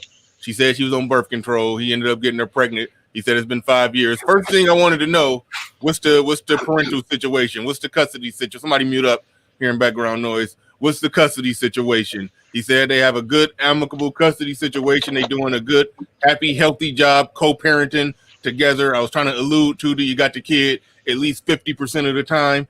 That's a fair 50-50 custody situation. But he said they settled it without going to the courts, which is actually good. And he said they happy, healthy, functioning, co-parenting together. Those are the things I talk about. Those are the things that I'm about. Then you do have a sector that will, get reckless when it comes to that, and be like, I'm not even gonna quote nobody, but some dudes have said some things on my show, and I had to say, hold on, man, I had to pump the brakes on some stuff. So I do understand what you're saying. There's a fine line and balance between calling out that BS, but I think we got to balance that on everybody is already dragging black men as is. So I think what I do, I operate from the assumption that most of the men that I talk to, that I deal with, that come up on my panel, give or take a few, but most of the men that I'm really in cahoots with here, most of them are on point in doing what they're supposed to do and have just a decent code about themselves. I start with that assumption, and I make a distinction between me and people who I consider my cohorts who don't have that type of code. I do make a distinction when it comes to that. But it's still about balancing that fine line between making a distinction between people who operate different from how you operate, or making a distinction between those who are engaging in all the BMF, black male effery, and not just full blown dog piling on black men like everybody else. That's a delicate balance, because I'm not here to just beat up on black men. So when it comes to the BMF, I would tend to say, hey, I ain't with that. I don't support that. I don't rock with that. Like when I asked that brother if he would have been, if I'd asked him, when I asked him about his situation, it's been 5 years since you got the girl pregnant. What's the parental situation looking like? If he would have been like, man, F her and that kid. I live in a different state. I'm just living my life. I cut the check. I don't care. Forget her. I can't rock with that. I would have let him know I can't rock with that. I ain't cool with that. It was a guy. I forgot his name. This was on when Obsidian was doing his live show on this was on Mixler. A guy, I forgot his name. I'm not even gonna say his name. It don't matter what his name is. But he had MGTOW in his name, and he was talking about how he had a kid and how crazy the mama was, and he was just like he was flighting. He was out of there. He was gone. He was talking about his passport, is this, is that, and I'm like, dude, you got a kid here on the ground while you're trying to put your passport in the sky. So I didn't want to interrupt Obsidian's show too much, but when I hear that, it's like, it's like you can't be just completely talking about SYSBM passport bros and all of that, and you walking away, but you got situations here on the ground, so a conversation need to be had about that, and when those times come, I will have those conversations. I do have those conversations, but I'll never be that channel that just dog piles on men in general. But I will make distinctions that these men that operate like this, they ain't like me. That's where I'm at with that. Let me add this, right? Like, because I've been in some heated conversation on this panel here, right? Everybody knows I could catch it and throw it back at you the same way. Mm-hmm. But I don't take it personal. And I'm growing increasingly concerned seeing like the beefing that's going on within the manosphere. So for some brothers who's been on your panel, in fact, so my question is, when is black men are going to grow up to where, we can have a virtual fist fight and then walk away, shake each other's hand, and say the beef is squash, and that's it? Why do we got to keep it going? Why we claim that we're the men that these women should want, but then we're acting like a bunch of women, essentially? That's my question out there to the panel. And I am accusing brothers of behaving this way because I'm seeing it all over the black manosphere, and I'm like, what the hell's going on? I thought we were supposed to be the better men. Well, can you be a little more specific, Fatal Dose? Because I mean, wherever you have large groups of people gathering and dialogue and stuff like that, there are gonna be disagreements. There are gonna be fights. There will be, even if they're verbal fights. I don't think just to throw black men's masculinity under the bus because we disagree and we have people that don't get along with others. I don't see the, All right, so I don't want to call out any names because these brothers are acting like children to begin with, and I'm not trying to deal with that. So I'm surfing channels of different brothers that are coming at each other left and right. And my thing is the level of maturity in that is that of a 12-year-old. I mean, to be honest, if this is related to Kevin's recent, viral blow up, then we knew this was coming. No, this has nothing to do with Kevin. It has nothing to do with Kevin. Okay, but I mean, because black men have disagreements and sometimes fight, I don't believe that's a slight on our masculinity or our ability to lead. I don't agree with that.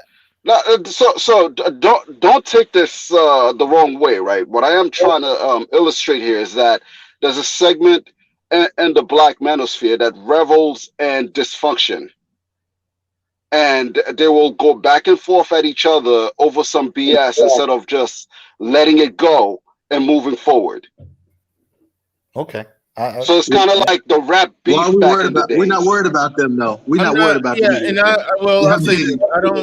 I don't exactly. I think I know what you're talking about. I don't exactly know what you're talking about. You feel free to put it in the private chat if you want to, but I know that I've took corrective measures on my channel.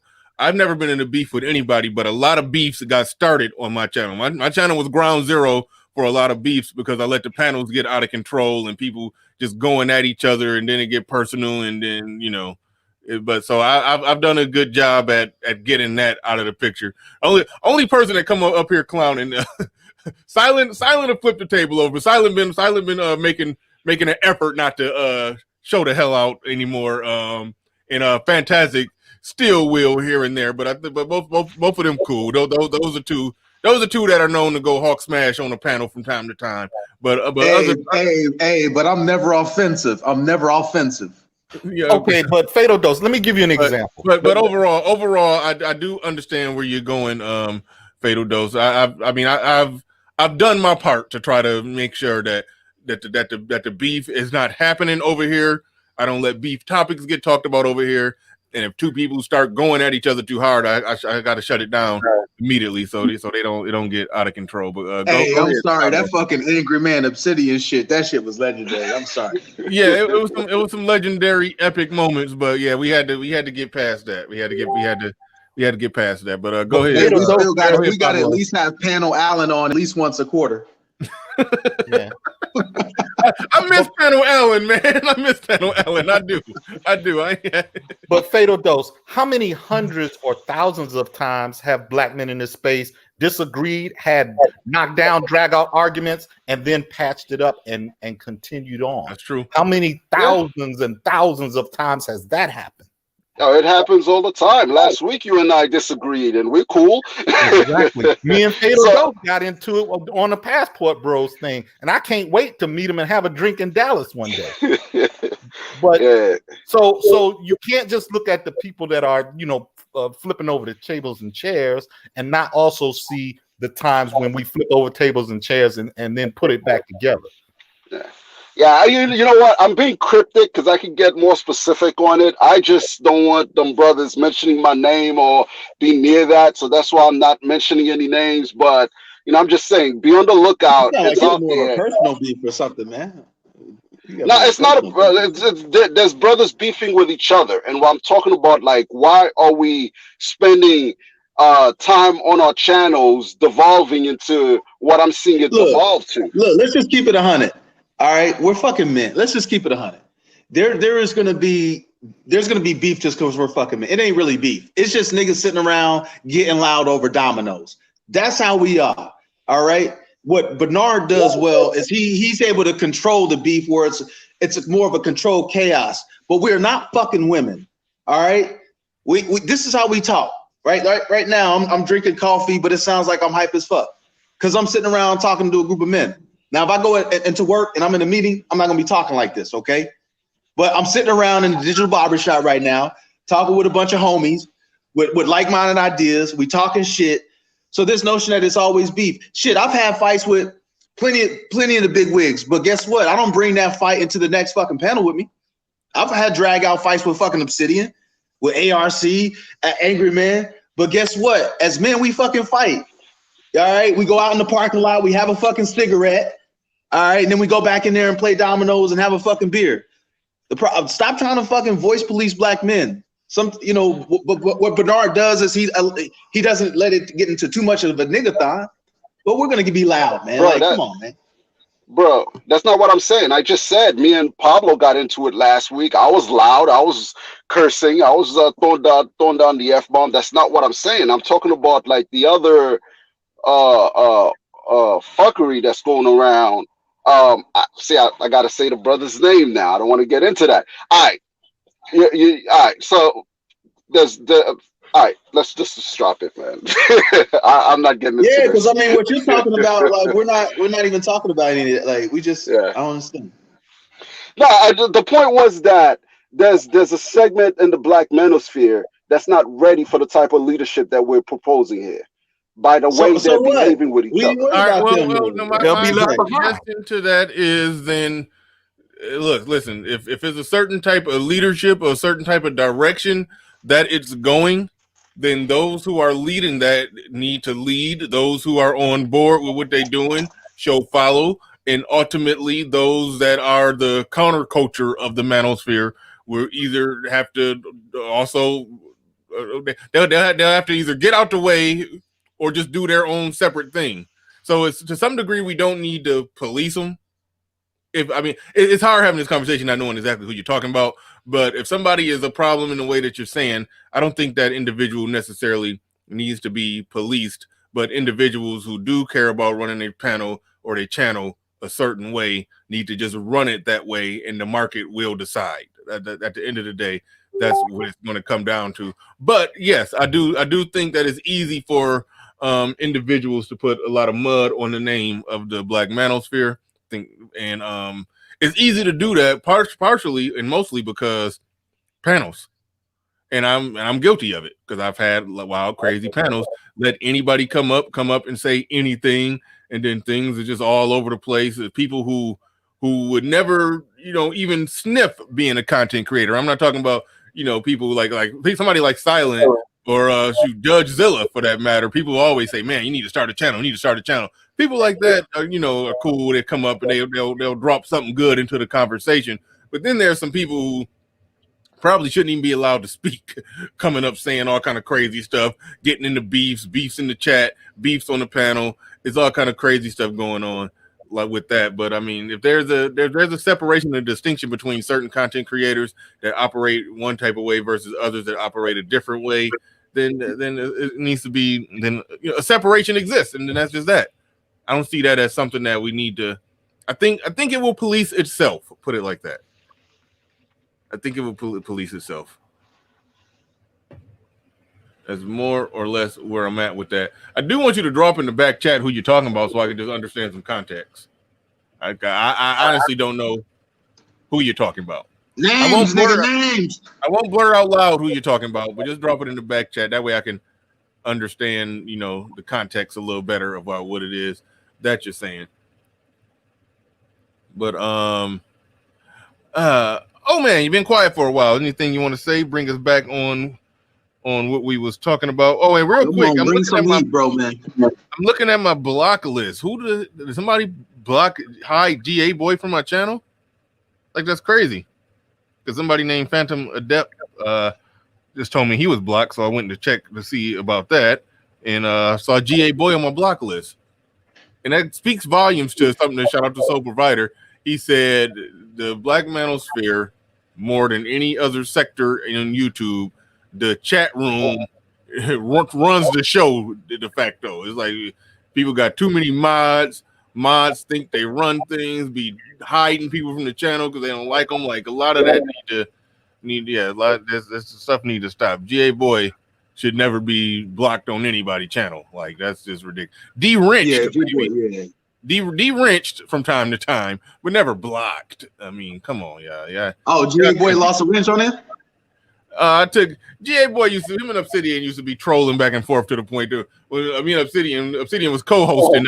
We couldn't even do a damn show. GA Boy arguing back and forth with Obsidian. That's right. I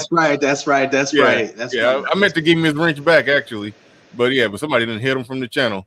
So but anyway, Obsidian, we had 3 hours and 30 minutes, so we've gone a little. Well, God damn it! Somebody blocked Angry Man on somebody's channel the other day. So man, people be clowning.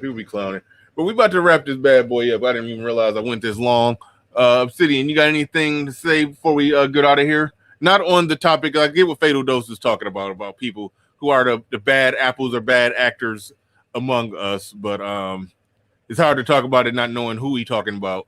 But go ahead, Obsidian, if you got. I'm just simply saying, man, that when we look at the evidence that no one can deny now, I mean, only those who are completely ignorant or patently dishonest could, at this juncture, at nearly midway through the last month of the year, look at the evidence that we all can see on social media and come away with saying, look, man, a lot of black women aren't doing this in good faith, man. They're just not. Yeah. They're not. And that raises a real question as to whether any type of Wakanda can actually be built. No society can be built and maintained without women at the very least cooperating. And that's the other thing here. Yeah, you made a really good point, Bernard.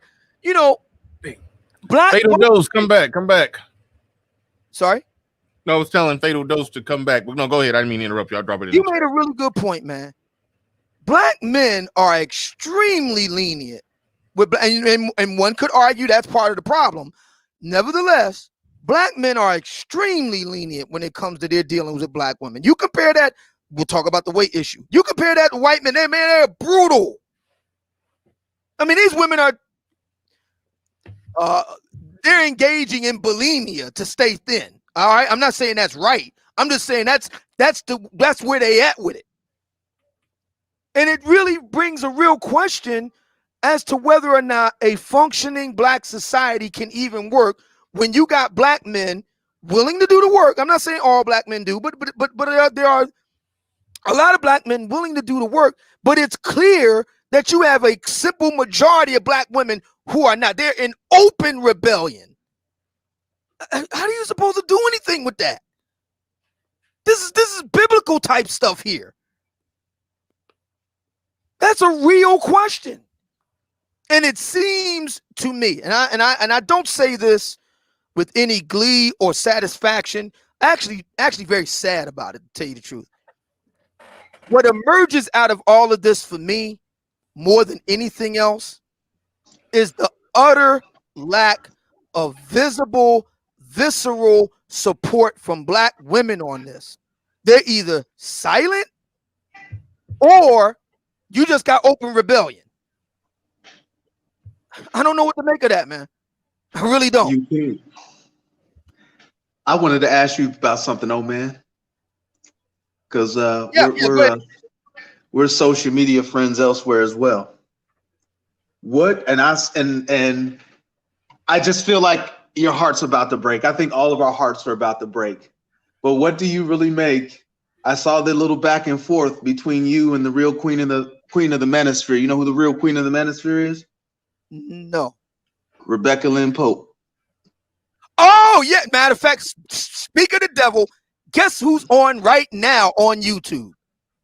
Rebecca Lynn Pope. She's live right now. Here it is. Kevin Samuels You are average at best. My honest feelings and response.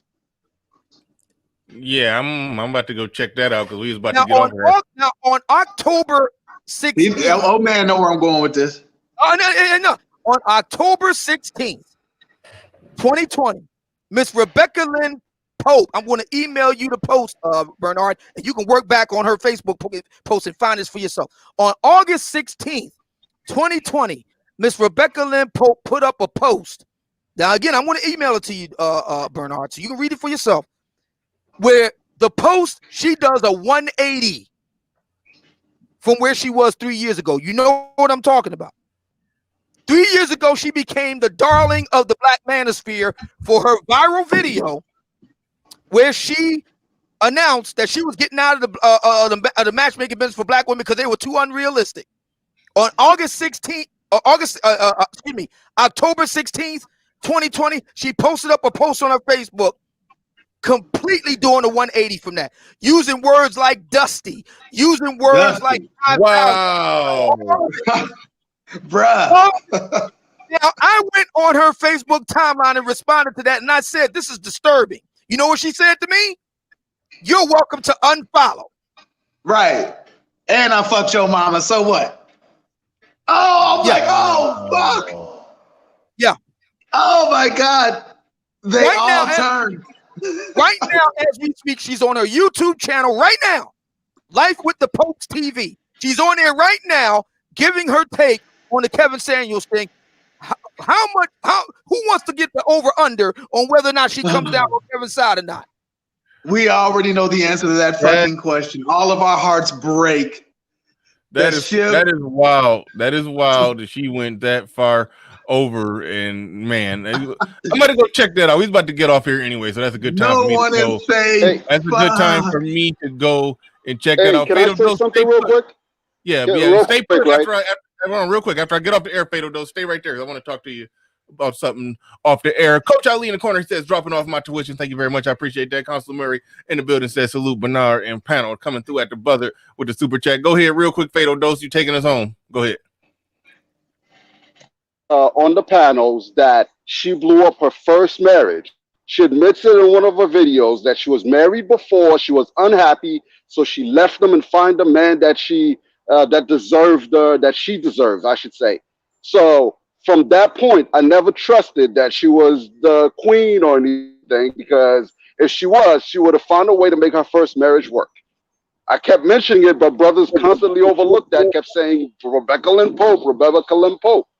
But hey, I saw through that. Man, all right, yeah, we got to get up out. We got to get up out of here. Stay put, Fatal Dose. I want to chop it up. This is the Black Manosphere's Yoda moment when Order 66 came down. You remember when Order 66 came down? Yeah, bro. That shit? Yeah. Yoda got to go into hiding.